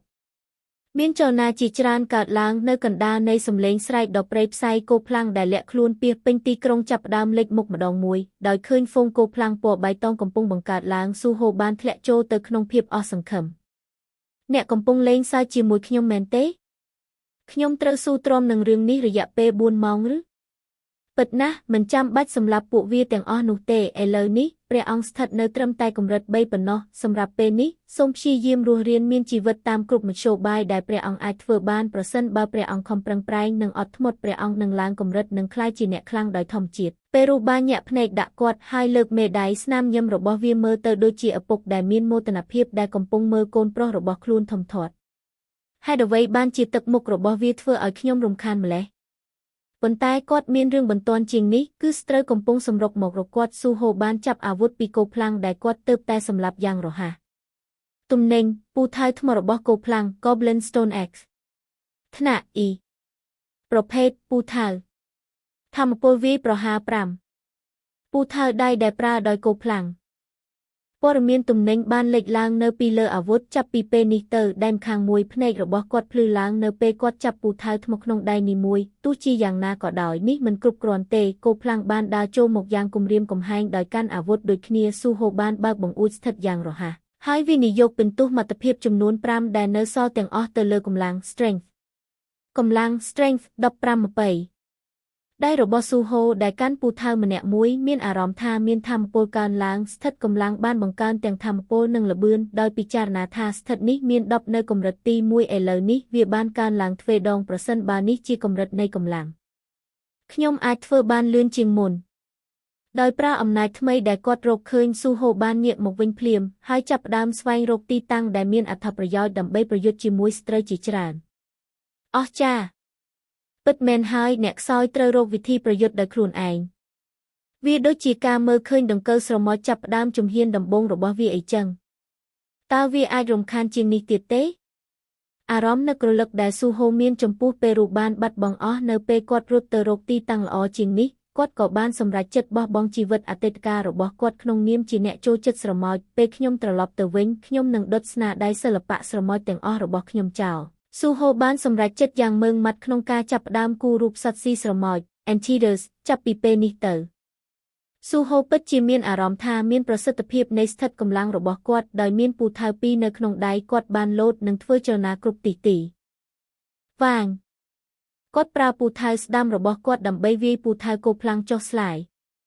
គាត់បានវាយយករបស់វាដោយពូថៅឆ្វេងរបស់គាត់បានកាប់យ៉ាងរហ័សទៅលើកជើងរបស់គោផ្លាំងនៅពេលដែលវាព្យាយាមវាយខ្នងរបស់គាត់បន្ទាប់មកគាត់បានកាត់បំពង់របស់គោផ្លាំងនោះគោផ្លាំងវាយលុក Goblin Assault Trooper ត្រូវបានកម្ចាត់គោផ្លាំងអ្នកចាក់លំពែង Goblin Spearman ត្រូវបានកម្ចាត់គាត់បានសម្លាប់ពីរក្នុងពេលតែមួយប៉ុន្តែតម្លៃដែលត្រូវបង់គឺគួរឲ្យខ្លាចណាស់ពូថៅនិងលំពែងបានហោះមករកស៊ូហូគ្រប់ទីគាត់អាចគេចបានពាក់កណ្ដាលប៉ុន្តែត្រូវបានប៉ះពាក់កណ្ដាលទៀតហេប160-190ការឈឺចាប់គឺជារឿងពិតនៅពេលដែលសុខភាពរបស់គាត់ថយចុះចំនួនរបួសលើរាងកាយរបស់គាត់ក៏កើនឡើងទោះជាយ៉ាងណាក៏ដោយគាត់បានខំធ្មេញរបស់គាត់ហើយសម្រុកទៅលើគោផ្លាំងម្ដងទៀតគាត់បានវាយគោផ្លាំង3នាក់ប៉ុន្តែត្រូវស៊ូទ្រាំនឹងការវាយប្រហារ4ដងក្នុងដំណើរការនេះហេប118-190ផ្លាតបំពង់គោផ្លាំងមួយទៀតត្រូវបានកាត់ផ្ដាច់លើកនេះស៊ូហូបានរងការវាយប្រហារ3ដងហេប84-190មុនពេលគាត់ដឹងខ្លួនសុខភាពរបស់គាត់ត្រូវបានកាត់បន្ថយពាក់កណ្ដាលរាងកាយរបស់គាត់ក៏ត្រូវបានគ្របដណ្ដប់ដោយឈាមផងដែរដឹងជំនាញភាពអត់ធ្មត់កម្រិត1 Endurance Level 1ត្រូវបានទទួលបានខ្ញុំរៀនជំនាញថ្មីមែនទេភ្នែករបស់ស៊ូហូបើកធំអ្នកប្រមាញ់ជាធម្មតារស់នៅពេញមួយជីវិតរបស់ពួកគេជាមួយនឹងជំនាញដែលទទួលបាននៅពេលភ្ញាក់ដឹងខ្លួនលើសពីនេះការទទួលបានជំនាញថ្មីទាមទារថ្មRune Stonesដែលមានតម្លៃថ្លៃដែលជារឿងកម្រដោយទទួលបានជំនាញដ៏មានតម្លៃដោយឥតគិតថ្លៃក្នុងអំឡុងពេលប្រយុទ្ធគាត់មិនអាចជឿលើសំណាងរបស់គាត់បានទេជំនាញការស៊ូទ្រាំនឹងការឈឺចាប់ Pain Tolerance កម្រិត1ជំនាញអាកម្មមិនត្រូវការម៉ាណា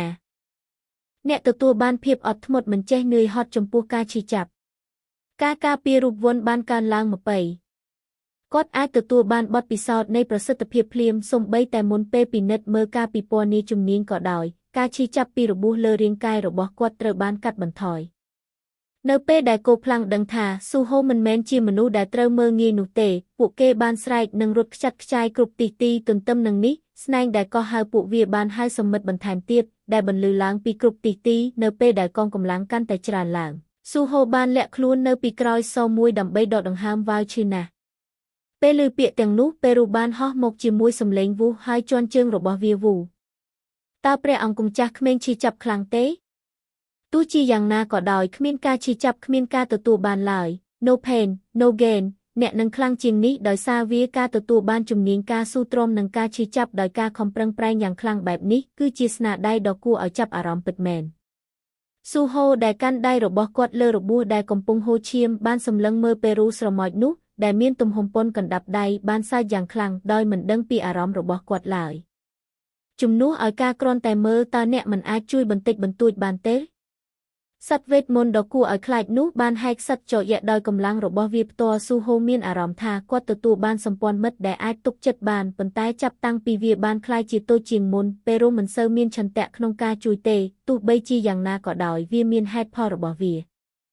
ពិតណាស់ខ្ញុំចង់ជួយព្រះអង្គដោយធម្មជាតិប៉ុន្តែខ្ញុំត្រូវតែរក្សាកម្លាំងរបស់ខ្ញុំដើម្បីឲ្យខ្ញុំអាចត្រឡប់ទៅសកលលោកខាងក្រៅវិញដែលជាកន្លែងដែលម្ចាស់របស់ខ្ញុំរង់ចាំពេរូបានបំពេញកម្លាំងដែលអស់ពីខ្លួនបន្តិចម្ដងសម្រាប់ការធ្វើដំណើរត្រឡប់ទៅផ្ទះវិញសុងជីងវូដែលអាចសាកថាមពលម៉ាណាបាននៅឆ្ងាយពេកក្នុងការព្យាបាលស្រមោចស្រមោលរបស់គាត់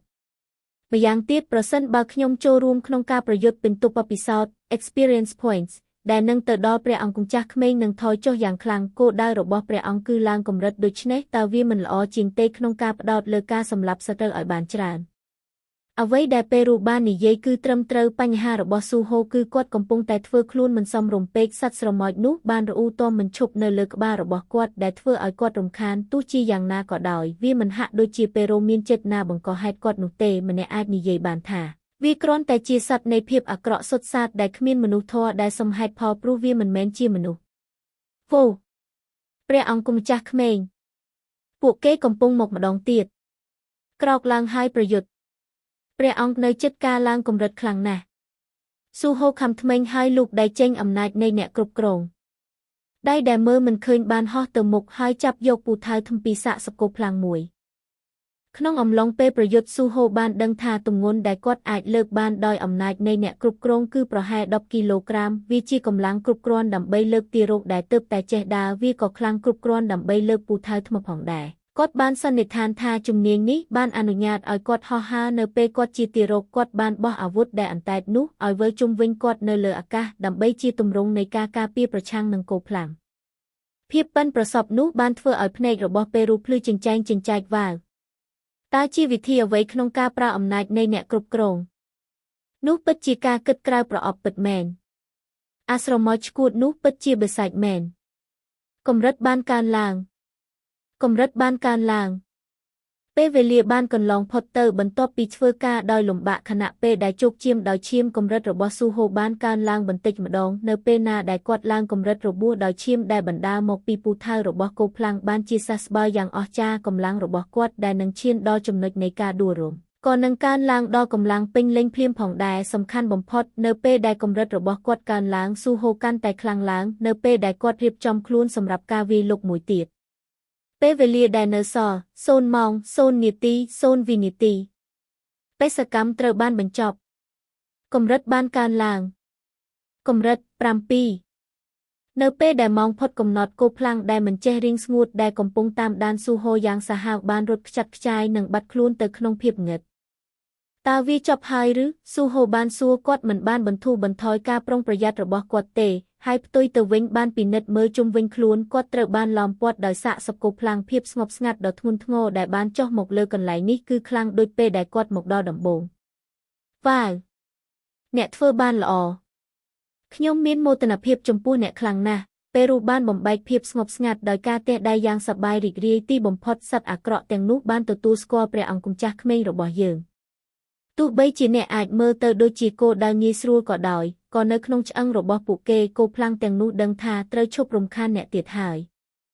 ตาแนะจ้องมีนในท่าโดยมาเด็กแดท่าขยมเมื่อเตอโดยจีโกดางีสรัว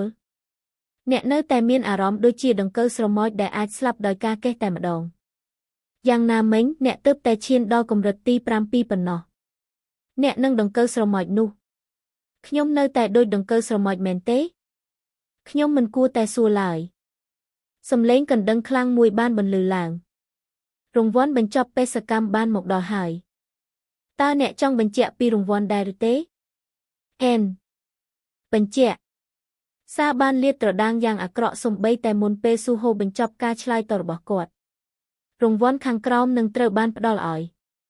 รางวัลทมรูนกาสรองสรมอล Shadow Extraction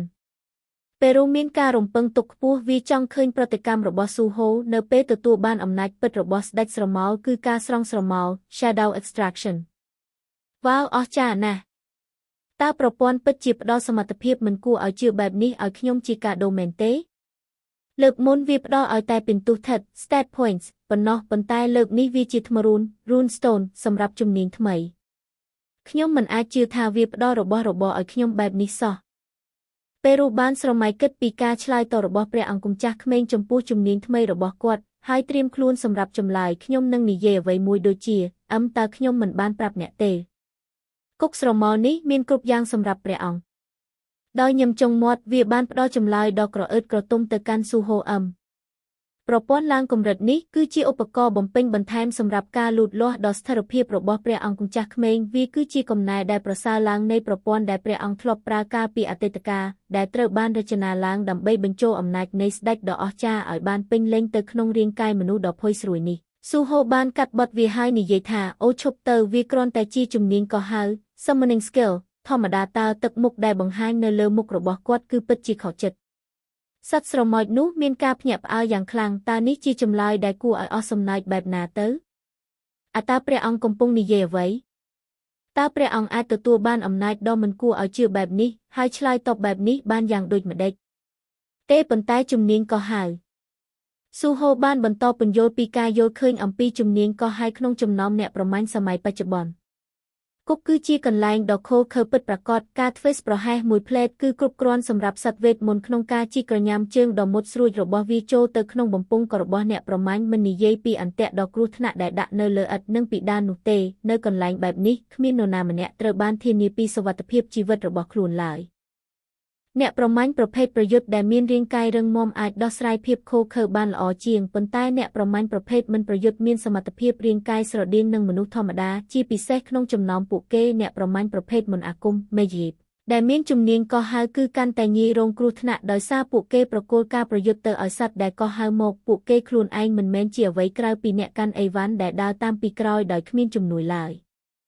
นู่มันแมนแต่งออเตกาก็หาปราประธรรมปุเวทมนจรานะการสวายโรคสัตว์ได้ก็หาหมกได้มีประโยชน์ก็ปีบะได้หายตู้ใบจีเนี่ยก็หาอาจโรคขึ้นสัตว์ละอมุยก็ได้ปุวีมันเซอคลังโดยจะไว้ได้ปุเกรุมเปิงตกหนุเตซูโฮบ้านบังเรียนเปรอังขอหายโดยตึกมุกขอเจ็ดหนึ่งซอกซาวเปรูบ้านจวนเจิงระบอวีเอริยาบอจมออกได้วีบ้านบังหานจมปูสมัตเพียประยุทธ์ดอกซอยระบอซูโฮบ้านบัดออให้เอเลนี้วีคือจีพิกีได้รงครูเป้เคยปฏิกรรมระบอสรมอยได้รุมตุดนุซูโฮเมียนอารมณ์ซอกสได้ให้ขยมสมโตปนใต้วีจีกาเปิดสรุปโมกกาตัวบ้านจุมนิงคือจีกาละอโดยขมินกาสงสัยเต้กมเฮียนหมกเฟอจีโยจัดขยมอ้อยซอจุมนิงนี้คือมันเมียนปีเตเฮ้เมียนเรื่องเอาไว้นังกาพลับโดสำเลงแบบนี้ขยมมันอาจจือถาแบบนี้ซอสำเลงสุเพียบเรียบซาได้เปรูบ้านตัวยกปีกาเมื่อเรื่องเพียบประวัติซะรับมองบ้านหรือบัดแต่งสรงกมเฟอเรื่องไอจรานเปกโอเคขยมตัวยกรางวัลนี้ซูโฮนิเยขณะเปได้ตัวยกทมรุนนุทมรุนกาสรองสรมอล Shadow Extraction สรุปยกจุมเนียงโดยบ่มใบทมรุนซูโฮบ้านบ่มใบทมรุนโดยมันสเตสเตอร์จุมเนียงกาสรองสรมอล Shadow Extraction เตอบ้านเรียนซูมสรมอบ้านเหาะลางปีกรอมเจิงระบอซูโฮให้รวมจุมวิงเรียงกายระบอกวดแตงมูบรรทบโมกบัตเตวิงบังอู้จุมเนียงมวยบ้านเลียดตระดังเนยจมปูมุกเพนกระบอกวดจุมเนียงกาสรองสรมอกำรัดมวยอำนาจเลอสรมอลมันเตรกามานาสรองมานาปีศาจศพได้กำปงสลับดำใบบังกาจีตีเฮียนสรมอล អត្រាបរាជ័យនៃការស្រង់កើនឡើងសមាមាត្រទៅនឹងពិន្ទុមិត្តភាពដែលនៅសល់របស់គោលដៅនិងពេលវេលាដែលបានកន្លងផុតទៅចាប់តាំងពីពួកគេស្លាប់ចំនួនស្រមោលដែលអាចស្រង់បាន03ទាហានស្រមោលការសម្លឹងរបស់ស៊ូហូបានងាកដោយធម្មជាតិទៅរកពេរូដែលជាសត្វស្រមោលដែលមានផ្សែងខ្មៅពុះកញ្ជ្រោលពេញខ្លួនត្រូវហើយមាត់របស់ពេរូបានញឹមធំវាជាជំនាញដែលបង្កើតទាហានដូចជាខ្ញុំការស្រង់ស្រមោលពិតជាខ្លឹមសារនៃអំណាចដែលធ្វើឲ្យស្ដេចស្រមោលក្លាយជាអ្នកដែលគាត់ជានៅថ្ងៃនេះនៅពេលនោះស៊ូហូបានដឹងអ្វីមួយអំពីសាកសពគោខ្លាំងជាច្រើនដែលនៅជុំវិញគាត់ក្នុងរយៈពេល4ម៉ោងកន្លងមកនេះផ្សែងខ្មៅបានហុយឡើងយឺតចេញពីសាកសពដែលគាត់បានសម្លាប់គោលដៅមានសិទ្ធិសម្រាប់ការស្រង់ស្រមោលគោលដៅមានសិទ្ធិសម្រាប់ការស្រង់ស្រមោលគោលដៅមានសិទ្ធិសម្រាប់ការស្រង់ស្រមោលរាល់ពេលដែលគាត់ក្រឡេកមើលផ្សែងខ្មៅសារដែលនោះបានលេចឡើងក្នុងចិត្តរបស់គាត់ទាហានស្រមោលតើនេះជាប្រភេទអំណាចអ្នកមន្តអាគំនិត Necromancer ឬគំនិតនៃការបង្កើតទាហានពីសាកសពគឺស្រដៀងនឹងអ្នកមន្តអាគំនិតដែលគេឃើញជាទូទៅនៅក្នុងហ្គេមជំនាញនេះហាក់ដូចជាមិនមានប្រយោជន៍ប៉ុន្មានទេគាត់ធ្លាប់ឃើញជំនាញស្រដៀងគ្នានេះនៅលើអ៊ីនធឺណិតពីមុនមកជំនាញកោះហៅជាច្រើនប្រភេទរួមមានការកោះហៅនិងតាក់ទងវិញ្ញាណពីធម្មជាតិឬសត្វរស់ក្នុងចំណោមនោះការងារដែលមិនសូវពេញនិយមគឺអ្នកមន្តអាគំនិតព្រោះមានការរឹតបន្តឹងច្រើនការរឹតបន្តឹងដែលបង្កបញ្ហាបំផុតគឺសាកសពត្រូវបានទាមទារខ្ញុំត្រូវតែតាមប្រមាញ់សាកសពទាំងនោះដូចដែលខ្ញុំកំពុងធ្វើឥឡូវនេះវាក៏មានន័យថាអ្នកអាចគ្រប់គ្រងបានតែសត្វដែលខ្សោយជាងខ្លួនឯងប៉ុណ្ណោះសម្រាប់ពេលនេះស៊ូហូមានអារម្មណ៍ថាគាត់ត្រូវតែសាកល្បងដោយខ្លួនឯងដើម្បីឲ្យប្រាកដការស្រង់ស្រមោលសារបន្ទាប់បានលេចឡើងក្នុងការឆ្លើយតបទៅនឹងពាក្យរបស់គាត់សូមបញ្ជាក់ពាក្យបញ្ជាសម្រាប់ជំនាញការស្រង់ស្រមោលតើខ្ញុំត្រូវកំណត់ពាក្យបញ្ជាដាច់ដោយឡែកសម្រាប់ជំនាញនេះឬស៊ូហូគិតមួយសន្ទុះទន្ទឹមនឹងនេះនៅក្បែរគាត់ពេរូមិនត្រឹមតែបញ្ចេញភ្នែកដើម្បីទាក់ទាញចំណាប់អារម្មណ៍របស់គាត់ប៉ុណ្ណោះទេប៉ុន្តែថែមទាំងបង្វិលរាងកាយរបស់វាទៀតផងអ្វីតើអ្នកមានអ្វីចង់និយាយឬនៅពេលដែលព្រះអង្គម្ចាស់ក្មេងសម្លឹងមើលវាធ្វើជាមិនដឹងមិនឃើញគ្មានអ្វីទេក្អកក្រោកឡើង Arise កក្រោកឡើងកហេតុអ្វីបានជាវាក្អកដូចនោះភ្លាមស៊ូហូបានបើកភ្នែកដោយប្រុងប្រយ័ត្នដោយមិនច្បាស់ពីអ្វីដែលពេរូកំពុងនិយាយគាត់បាននិយាយដោយមិនស្ទាក់ស្ទើរគាត់មានអារម្មណ៍ថាពាក្យបញ្ជាគួរតែជាអ្វីដែលវិចារញាណក្រោកឡើង Arise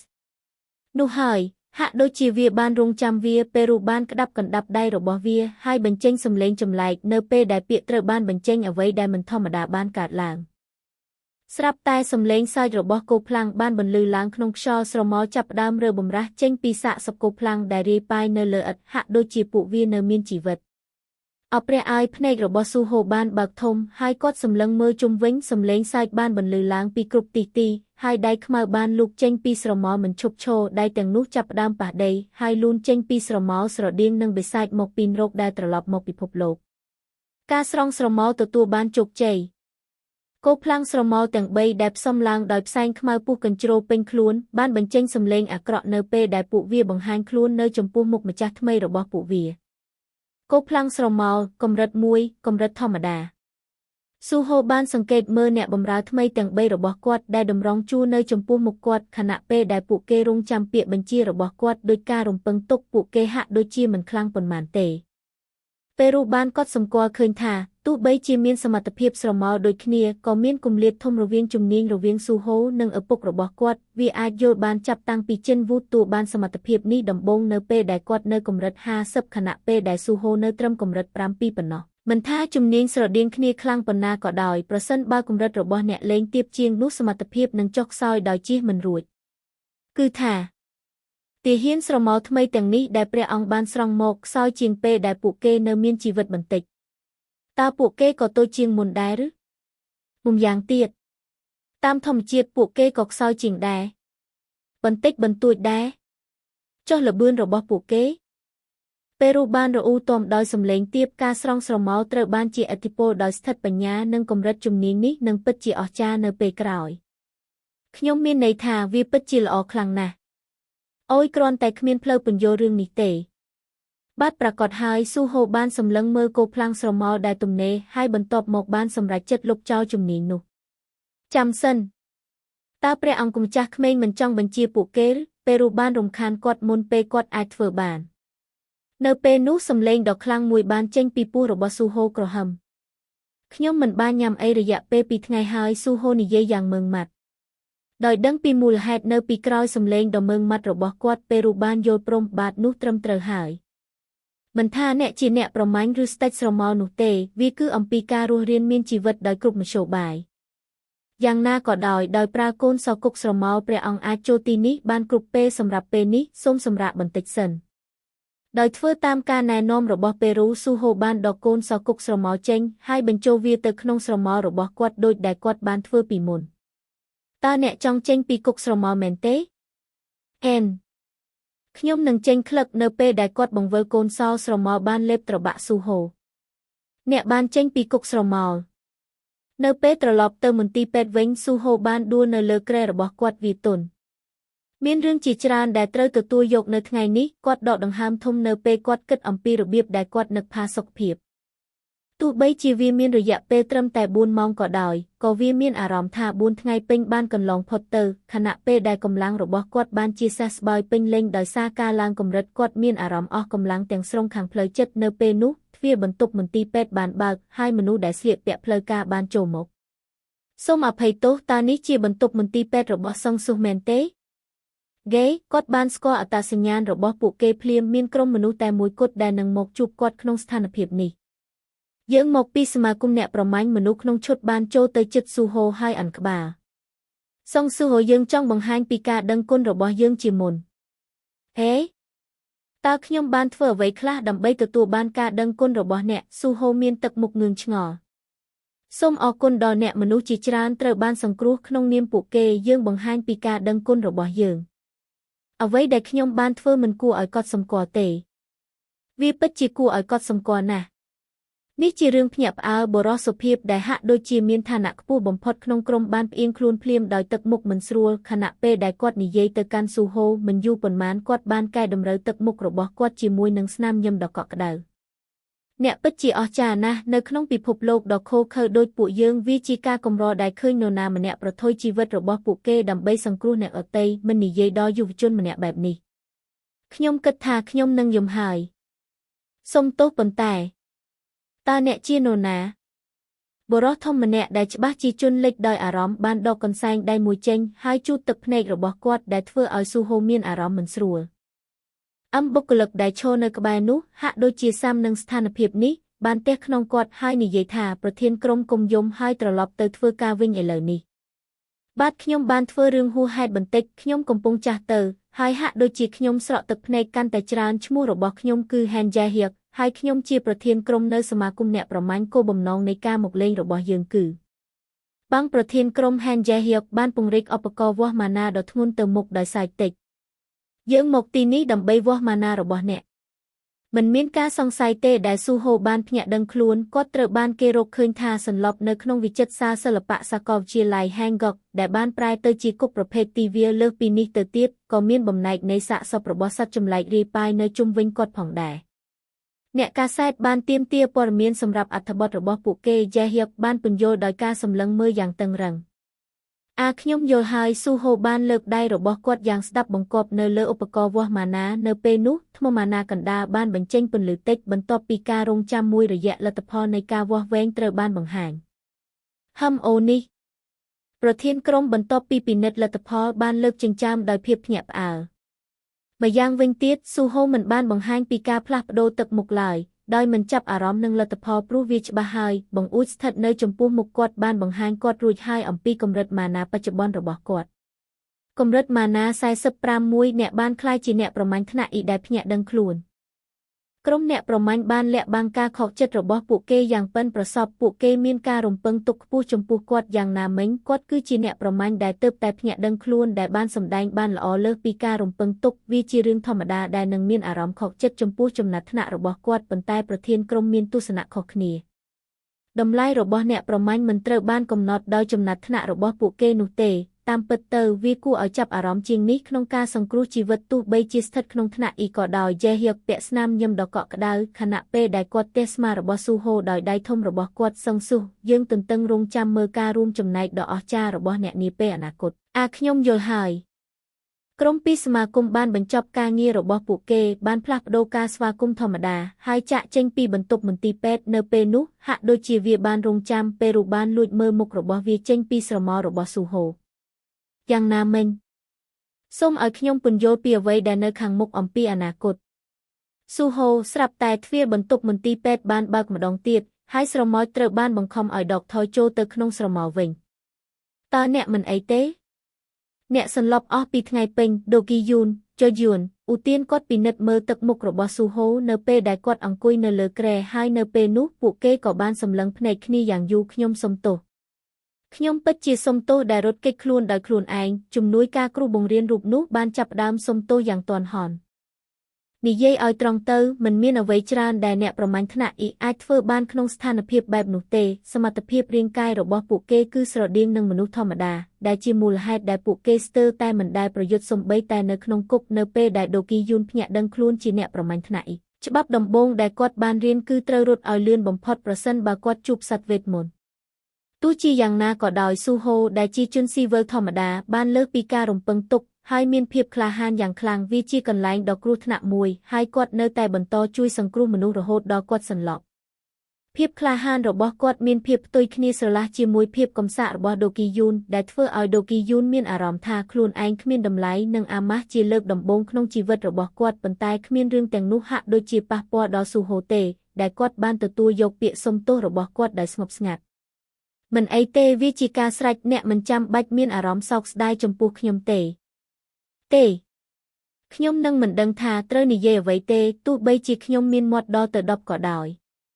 ខណៈពេលដែលបន្តសុំទោសដូគីយូនបានយកកូនចានបដែលកំពុងហុយផ្សែងចេញពីថង់ទំនិញដែលគាត់បានយកមកហើយដាក់វានៅពីមុខស៊ូហូមកញ៉ាំទៅអ្នកឃ្លានមែនទេល្អសម្រាប់អ្នកពេលពោះទេនេះស្លាបព្រា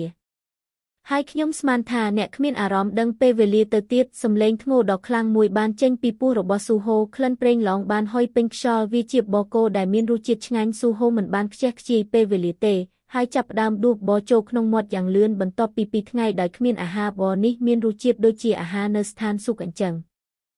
ប្រសិនបើអ្នកញ៉ាំរួចតើខ្ញុំអាចបកផ្លែប៉ោមឲ្យអ្នកបានទេ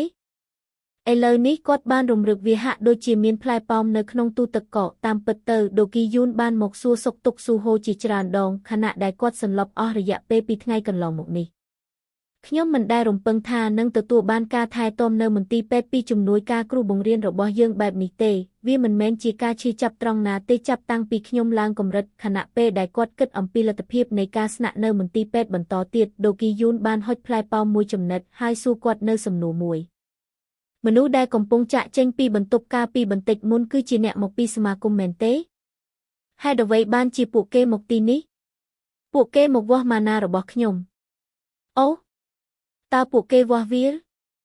តើអ្នកពិតជាភ្ញាក់ដឹងខ្លួនមែនទេភ្នែករបស់ជំនួយការគ្រូបង្រៀនបើកធំតើអ្នកមានម៉ាណាប៉ុន្មានអ្នកបានរស់រានមានជីវិតនៅក្នុងគុកថ្នាក់ដូច្នេះយ៉ាងហោចណាស់ខ្ញុំជាថ្នាក់អ៊ីហេពិតមែនទេភ្នែករបស់ដូគីយូនបើកកាន់តែធំស៊ូហូបានលាតសន្លឹកលទ្ធផលតេស្តម៉ាណាដែលបុគ្គលិកសមាគមបានទុកចោលកាលពីមួយផ្លែតមុនអូតើនេះជាអ្វីតើអ្នកពិតជាថ្នាក់អ៊ីមែនទេជាមួយនឹងពិន្ទុម៉ាណា45មួយម៉ាណារបស់អ្នកស្ថិតនៅកម្រិតទាបសូម្បីតែក្នុងចំណោមថ្នាក់អ៊ីមានរឿងអ្វីហេតុអ្វីបានជាអ្នកខុសចិត្តតើអ្នករំពឹងអ្វីទៅ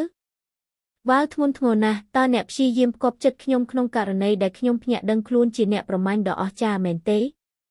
មិនចម្លែកទេដែលអ្នកធ្វើល្អជាមួយខ្ញុំខ្លាំងម្ល៉េះស៊ូហូបានស្ដីបន្ទោសមិនមែនទេ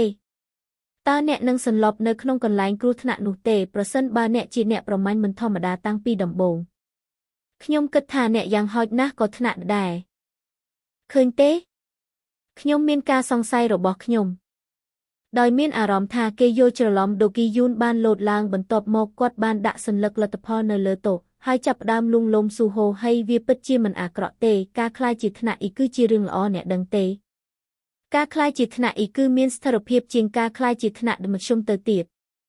តើខ្ញុំដឹងបានយ៉ាងម៉េចពិតណាស់អ្នកមិនដឹងទេទោះយ៉ាងណាក៏ដោយឥឡូវនេះអ្នកបានភ្ញាក់ដឹងខ្លួនហើយជំនួយការគ្រូបង្រៀនបានទេសស្មារបស់សិស្សគាត់ដោយព្យាយាមលើកទឹកចិត្តគាត់ចាប់ពីពេលនេះទៅសូមទុកចិត្តនិងដើរតាមខ្ញុំក្នុងនាមជាអ្នកថ្នាក់អ៊ីដែលមានបទពិសោធន៍ខ្ញុំនឹងដឹកនាំអ្នកចូលទៅក្នុងពិភពនៃអ្នកប្រមាញ់ថ្នាក់អ៊ីការដណ្ដើមយកគុកត្រូវបានអនុវត្តដោយបែងចែកការទទួលខុសត្រូវក្រុមវាយលុកដំបូងបានដណ្ដើមយកគុកបន្ទាប់មកក្រុមប្រមូលផ្ដុំបានដើរតាមដើម្បីប្រមូលសាកសពសត្វអ្នកចុងក្រោយដែលចូលគឺក្រុមរុករករ៉ែដែលស្រង់យកធនធានពីគុកក្នុងចំណោមតួនាទីទាំងនេះអ្នកប្រមាញ់ថ្នាក់អ៊ីទទួលខុសត្រូវលើអ្វីស្ទើរតែទាំងអស់លើកលែងតែការវាយប្រហារដំបូងដែលមានន័យថាពួកគេមានឱកាសការងារច្រើនបំផុត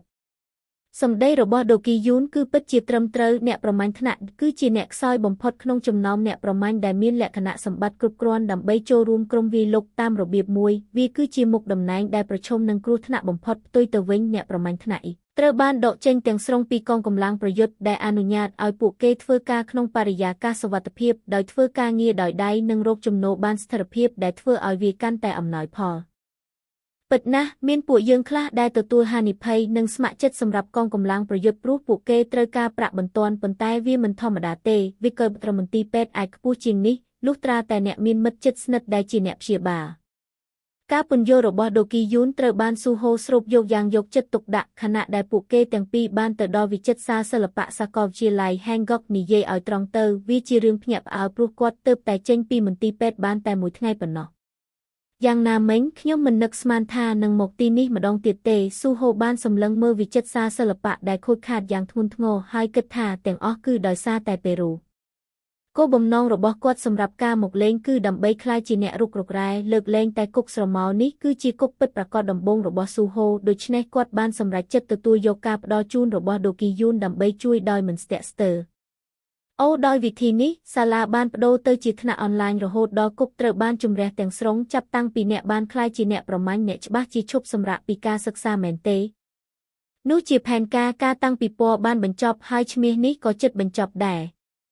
អូខេខ្ញុំនឹងឈប់នៅការិយាល័យជំនួយការនៅពេលក្រោយដើម្បីដាក់ពាក្យសុំឈប់សម្រាករបស់អ្នកប្រមាញ់ឥឡូវនេះតើយើងចាប់ផ្ដើមទេដូគីយូនមើលមកស៊ូហូដោយក្តីរំភើបភ្នែករបស់គាត់ភ្លឺចែងចាំងគាត់មានសិទ្ធិអំណាចរបស់អ្នកប្រមាញ់ដែលមានបទពិសោធន៍នៅក្នុងភ្នែករបស់គាត់ថ្ងៃនេះខ្ញុំនឹងណែនាំអ្នកឲ្យបានហ្មត់ចត់អំពីជីវិតរបស់អ្នកប្រមាញ់ថ្នាក់អ៊ីដែលមានប្រាជ្ញាដំបូងសូមឲ្យខ្ញុំពន្យល់ពីអ្វីដែលអ្នករុករករ៉ែធ្វើអ្នកកំពុងរំភើបហួសហេតុពេកហើយនៅពេលនោះប៉េរូបានលេចមុខចេញពីស្រមោលរបស់ស៊ូហូភ្លាមតើនោះជាអ្វីដោយភាពភ្ញាក់ផ្អើលដូគីយូនបានលោតនឹងជំពប់ជើងដួលថយក្រោយសត្វវេទមន្ត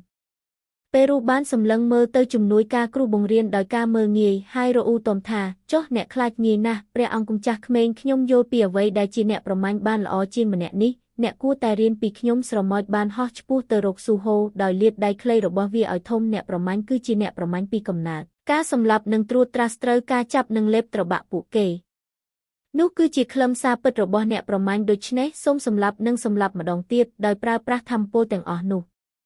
ចាំតើអ្នកកំពុងធ្វើអ្វីស៊ូហូលូកដៃចេញហើយចាប់ប៉េរូដូចជាបាល់ទាត់អញ្ចឹងហេតុអ្វីបានជាអ្នកចេញមកភ្លាមបែបនេះខ្ញុំសុំទោសប៉ុន្តែខ្ញុំបានដឹងពីថាមពលរបស់គុកនៅក្បែរនោះឥឡូវនេះព្រះអង្គម្ចាស់ក្មេងព្រះអង្គខ្សោយដូចស្រមោចដែលគ្មានជំនួយដូច្នេះខ្ញុំត្រូវតែនៅក្បែរដើម្បីការពារព្រះអង្គនិងផ្ដល់ការធានារាងកាយរបស់ប៉េរូបានលាតសន្ធឹងយ៉ាងរលូនហើយរអិលចេញពីដៃរបស់ស៊ូហូសត្វវេទមន្តដែលមានទំហំប៉ុនហោប៉ៅបានតាំងទីលំនៅលើស្មារបស់ស៊ូហូហើយចាប់ផ្ដើមស្កេនជុំវិញខ្លួនដោយទឹកមុខយ៉ាងម៉ឺងម៉ាត់នៅក្នុងភ្នែករបស់វាទោះជាយ៉ាងណាក៏ដោយស៊ូហូបានបដិញ្ញាថានឹងមិនឲ្យបោកបញ្ឆោតដោយសត្វចម្លែកនេះឡើយវានិយាយធំដូចនេះប៉ុន្តែនៅពេលនិយាយដល់ការប្រយុទ្ធវាប្រហែលជានឹងគ្រាន់តែអ៊ូទំពីជំហានប៉ុណ្ណោះមួយសន្ទុះក្រោយមកដូគីយូនដែលបានភ្ញាក់ពីការភ្ញាក់ផ្អើលដំបូងបានចង្អុលទៅពេលរយ៉ាងប្រយ័ត្នប្រយែងហើយសួរថាស៊ូហូតើនេះដោយចៃដន្យជាសត្វដែលកោះហៅមកមែនទេពេលរូបានឆ្លើយតបយ៉ាងម៉ឺងម៉ាត់និយាយឲ្យចំទៅស្ដេចស្រមោចមិនមែនជាការកោះហៅរបស់ស៊ូហូទេប៉ុន្តែជារបស់ឪពុកគាត់ប្រសិនបើអ្នកមិនមែនជាការកោះហៅទេសត្វដែលមានប្រាជ្ញាតើអ្នកជាអ្វីរួចទៅហើយនៅគុណវិបត្តិក្នុងការផ្លាស់ប្ដូរដំបូងដូគីយូនបានចាប់ផ្ដើមនិយាយជាផ្លូវការដោយមិនដឹងខ្លួនភ្នែករបស់ប៉េរូភ្លឺយ៉ាងខ្លាំងខ្ញុំជាស្រមោចគិលានុបដ្ឋាយិការបស់គាត់ស្រមោចគិលានុបដ្ឋាយិកាដូគីយូនផ្អៀងក្បាលត្រូវហើយតាមស្តង់ដារមនុស្សអ្វីមួយដូចជាពូអូមានពេលខ្លះបែបនោះ តើវាចង់និយាយអ្វីស៊ូហូមិនអាចយល់ពីពេរូដែលកំពុងសម្លឹងមើលគាត់ដោយក្តីស្រឡាញ់ជាមួយនឹងទឹកមុខមោះមងជំនួយការគ្រូបង្រៀនបានប្រងើយកន្តើយនឹងស្រមោចហើយសួរទៅស៊ូហូដោយផ្ទាល់ថាតើអ្នកបានភ្ញាក់ដឹងខ្លួនជាអ្នកប្រមាញ់ប្រភេទកោះហៅមែនទេអូបាទខ្ញុំគិតថាអញ្ចឹងគួរឲ្យចាប់អារម្មណ៍ខ្ញុំមិនដែលឃើញអ្នកកោះហៅថ្នាក់អ៊ីពីមុនមកទេដូគីយូនបានបង្ហាញគាត់ស្ទាក់ស្ទើរក្នុងការនិយាយអ្វីបន្ថែមទៀតដោយសារមនុស្សគ្រប់គ្នាដឹងថាអ្នកកោះហៅមិនគួរឲ្យចង់បានប៉ុណ្ណាដើម្បីធ្វើឲ្យរឿងកាន់តែអាក្រក់ស៊ូហូគឺជាអ្នកប្រមាញ់ថ្នាក់អ៊ីដែលមានជំនាញកោះហៅវាហាក់ដូចជាគាត់កំពុងសម្លឹងមើលបាត់ធុងអញ្ចឹងដូគីយូនបានញាតការយកចិត្តទុកដាក់របស់គាត់ទៅកាន់ពេរូដែលឈរនៅលើស្មារបស់ស៊ូហូគាត់មានការភ្ញាក់ផ្អើលនៅពេលដែលសត្វតូចលេចចេញមកភ្លាមកាលពីប៉ុន្មាននាទីមុនប៉ុន្តែឥឡូវនេះគាត់រកឃើញថាវាមានភាពទន់ភ្លន់ថែមទាំងគួរឲ្យស្រឡាញ់ទៀតផងតើការកោះហៅនេះអាចមានប្រយោជន៍អ្វីខ្លះការសម្លឹងមើលនោះមិនសូវមានការគោរពទេតើខ្ញុំគួរដកភ្នែករបស់អ្នកចេញទេពេរូបានឆ្លើយតបដូគីយូនបានសម្លឹងមើលស្រមោចដោយស្ងៀមស្ងាត់វាហាក់ដូចជាសត្វនេះមានការយល់ដឹងរហ័សហើយចាប់តាំងពីវាអាចចូលរួមក្នុងការសន្ទនាគាត់គិតថាវាអាចមានប្រយោជន៍ដោយមិននឹកស្មានដល់ហើយបានសម្រេចចិត្តតាមដានវាកាន់តែជិតយ៉ាងណាក៏ដោយមានអ្នកប្រមាញ់ថ្នាក់ច្រើនណាស់ដែលគ្មានជំនាញដូច្នេះអ្នកពិតជាមានសំណាងណាស់និយាយអញ្ចឹងខ្ញុំមានជំនាញរត់ខ្ញុំយល់ហើយនោះហើយជាមូលហេតុដែលអ្នករត់គេចបានល្អពាក្យស្លូតត្រង់របស់ស៊ូហូបានធ្វើឲ្យដូគីយូនឈឺចាប់ពួកគេឈឺចាប់ខ្លាំងជាងនេះទៅទៀតព្រោះវាជាការពិតស៊ូហូបានធ្វើតាមដំបូន្មានរបស់ជំនួយការគ្រូបង្រៀនហើយក្លាយជាអ្នករុករករ៉ែមិនអីទេតោះធ្វើការឲ្យខ្លាំងម្ដងទៀតនៅថ្ងៃនេះក្រុមរុករករ៉ែត្រូវបានបង្កើតឡើងដោយអ្នកប្រមាញ់ថ្នាក់អ៊ីហើយបរិយាកាសស្រដៀងនឹងកន្លែងសំណង់ហេក្មេងថ្មីមកយកពូថៅរុករករ៉ែទៅស៊ូហូបានចាប់ពូថៅរុករករ៉ែយ៉ាងតឹងបុរសដែលចែកពូថៅរុករករ៉ែបានញឹមយ៉ាងរួសរាយដាក់ស៊ូហូហើយចាប់ផ្ដើមនិយាយប្រសិនបើវាបាក់នៅពេលអ្នកកំពុងធ្វើការសូមត្រឡប់មកខ្ញុំវិញដើម្បីសូមជំនួសសូមប្រយ័ត្នពេលប្រើវាព្រោះតម្លៃនៃពូថៅនឹងត្រូវកាត់ចេញពីប្រាក់ចំណូលប្រចាំថ្ងៃរបស់អ្នកយ៉ាងណាក៏ដោយមិត្តវ័យក្មេងអ្នកពិតជាអស្ចារ្យណាស់អ្នកបាននិយាយថាអ្នកជាសិស្សនៅសាលានេះមែនទេហេតើនេះជាបុរសម្នាក់នោះមែនទេគួរឲ្យភ្ញាក់ផ្អើលអ្នករុករករ៉ែភាគច្រើនបានស្គាល់ស៊ូហូហើយចូលទៅជិតគាត់ដោយរួសរាយវាដោយសារតែអត្ថបទព័ត៌មានគាត់បានរំលឹកអត្ថបទដែលបានព័ទ្ធជុំវិញអ៊ីនធឺណិតអស់រយៈពេល2ថ្ងៃកន្លងមកនេះហើយគាត់បានសើចតិចក្នុងចិត្តចំណងជើងគឺអ្វីមួយដូចជាខ្លាចជាវីរបុរសនៃសាកលវិទ្យាល័យ Hangok ដែលជាអ្នកប្រមាញ់ថ្នាក់អ៊ីគីមែនទេវាមានភាពមិនច្បាស់លាស់ថាតើអត្ថបទថ្មីនេះសរសើរឬចំអកក្នុងនាមជាជនស៊ីវិលគាត់ទំនងជានឹងទទួលបានពានរង្វាន់ពលរដ្ឋក្លាហានសម្រាប់ការក្លាយជាវីរបុរសនៃឧបត្តិហេតុវិចិត្រសាលសិល្បៈប៉ុន្តែដោយសារតែការភ្ញាក់ដឹងខ្លួនភ្លាមរបស់គាត់នៅពាក់កណ្ដាលផ្លូវគាត់ត្រូវបានគេរាយការណ៍ថាជាអ្នកប្រមាញ់ទោះជាយ៉ាងណាក៏ដោយចាប់តាំងពីគាត់ជាអ្នកប្រមាញ់ថ្នាក់ទាបបំផុតមតិរបស់អ្នកអតីតអំពីភាពក្លាហានរបស់គាត់មានភាពចម្រុះសំណាងល្អក្រុមរុករករ៉ែរបស់គាត់ហាក់ដូចជាយល់ចិត្តស្ថានភាពរបស់គាត់វាពិតជាគួរឲ្យអាណិតណាស់ប្រសិនបើអ្នកបានភ្ញាក់ដឹងខ្លួនខ្ពស់ជាងនេះពីថ្នាក់ជីវិតរបស់អ្នកនឹងផ្លាស់ប្ដូរទាំងស្រុងប៉ុន្តែកុំតូចចិត្តពេកដែលចំណាត់ថ្នាក់របស់អ្នកទាបយើងរកប្រាក់ចិញ្ចឹមជីវិតបានសមរម្យដែរអ្នកដឹងទេពិតណាស់ទោះបីជាវាពិបាកបន្តិចលើរាងកាយក៏ដោយប៉ុន្តែអ្នកមិនត្រូវការជំនាញពិសេសណាមួយទេអ្នកគ្រាន់តែត្រូវចេះប្រើពូថៅរុករករ៉ែប៉ុណ្ណោះតើវាអស្ចារ្យប៉ុណ្ណាទៅពួកគេទាំងអស់គ្នាមានក្តីរំភើបក្នុងការផ្ដល់ដំបូន្មានខ្លះដល់ស៊ូហូខណៈពេលដែលបន្ថែមថាវាមានរយៈពេលយូរហើយដែលពួកគេមានអ្នកជ្រើសរើសថ្មីដែលមានភាពរីករាយបែបនេះអ្នកគ្រប់គ្នាមានទំនាក់ទំនងល្អលើកលែងតែពេរូដែលមិនចូលចិត្តបរិយាកាសដ៏កក់ក្ដៅនោះព្រះអង្គម្ចាស់ក្មេងជំនួសឲ្យការនិយាយលេងជាមួយមនុស្សល្ងង់ខ្លៅទាំងនេះអ្នកគួរតែឡើងកម្រិតនេះគឺជាការខ្ជះខ្ជាយពេលវេលាអូតើនេះជាសត្វដែលកោះហៅមកមែនទេវ៉ាវខ្ញុំមិនដែលឃើញអ្វីបែបនេះពីមុនមកទេវាជារឿងតូចតាចគួរឲ្យស្រឡាញ់ដែលត្រូវមាននៅក្បែរអ្នកវាតូចពេកមិនអាចប្រើសម្រាប់រុករករ៉ែបានមែនទេអ្នករុករករ៉ែបានប្រមូលផ្ដុំគ្នាយ៉ាងភ្ញាក់ផ្អើលចំពោះរូបរាងភ្លាមនៃពេរូដែលជាការឆ្លើយតបបានបញ្ចេញអរ៉ានៃអរិភាពចំពោះពួកគេហេកុំចូលទៅជិតគាត់អ្នកប្រមូលថ្មដែលគ្មានរបៀបរៀបរយព្រះអង្គម្ចាស់ក្មេងគឺជាសត្វដែលផុយស្រួយហើយការរុញតិចតួចអាចនាំឲ្យគាត់ស្លាប់ម្ចាស់របស់ខ្ញុំកុំបារម្ភអីខ្ញុំនឹងការពារអ្នកស៊ូហូបានឆ្ងល់ថាតើស្រមោចកំពុងការពារហួសហេតុពេកឬស្រឡាញ់ហួសហេតុពេកការកោះហៅនេះពិតជាគួរឲ្យទុកចិត្តបានមែនអូខេតោះទៅធ្វើការខ្លះ បន្ទាប់ពីចែករំលែកការសើចលេងសើចចំពោះការចំណាយរបស់ពេរូអ្នករុករករ៉ែបានយកពូថៅរបស់ពួកគេហើយខ្ចាត់ខ្ចាយទៅធ្វើការខណៈដែលស៊ូហូមើលពួកគេទៅគំនិតមួយបានកើតឡើងក្នុងចិត្តរបស់គាត់ភ្លាមពេរូបាទប្រសិនបើព្រះអង្គបញ្ជាខ្ញុំនឹងកាត់បំពង់ករបស់មនុស្សពាលដែលមិនគោរពទាំងនេះកុំធ្វើអញ្ចឹងតើពាក្យបញ្ជារបស់ព្រះអង្គជាអ្វីទៅយកសាកសពគោភ្លាំងខ្លះពីគុកស្រមោលមក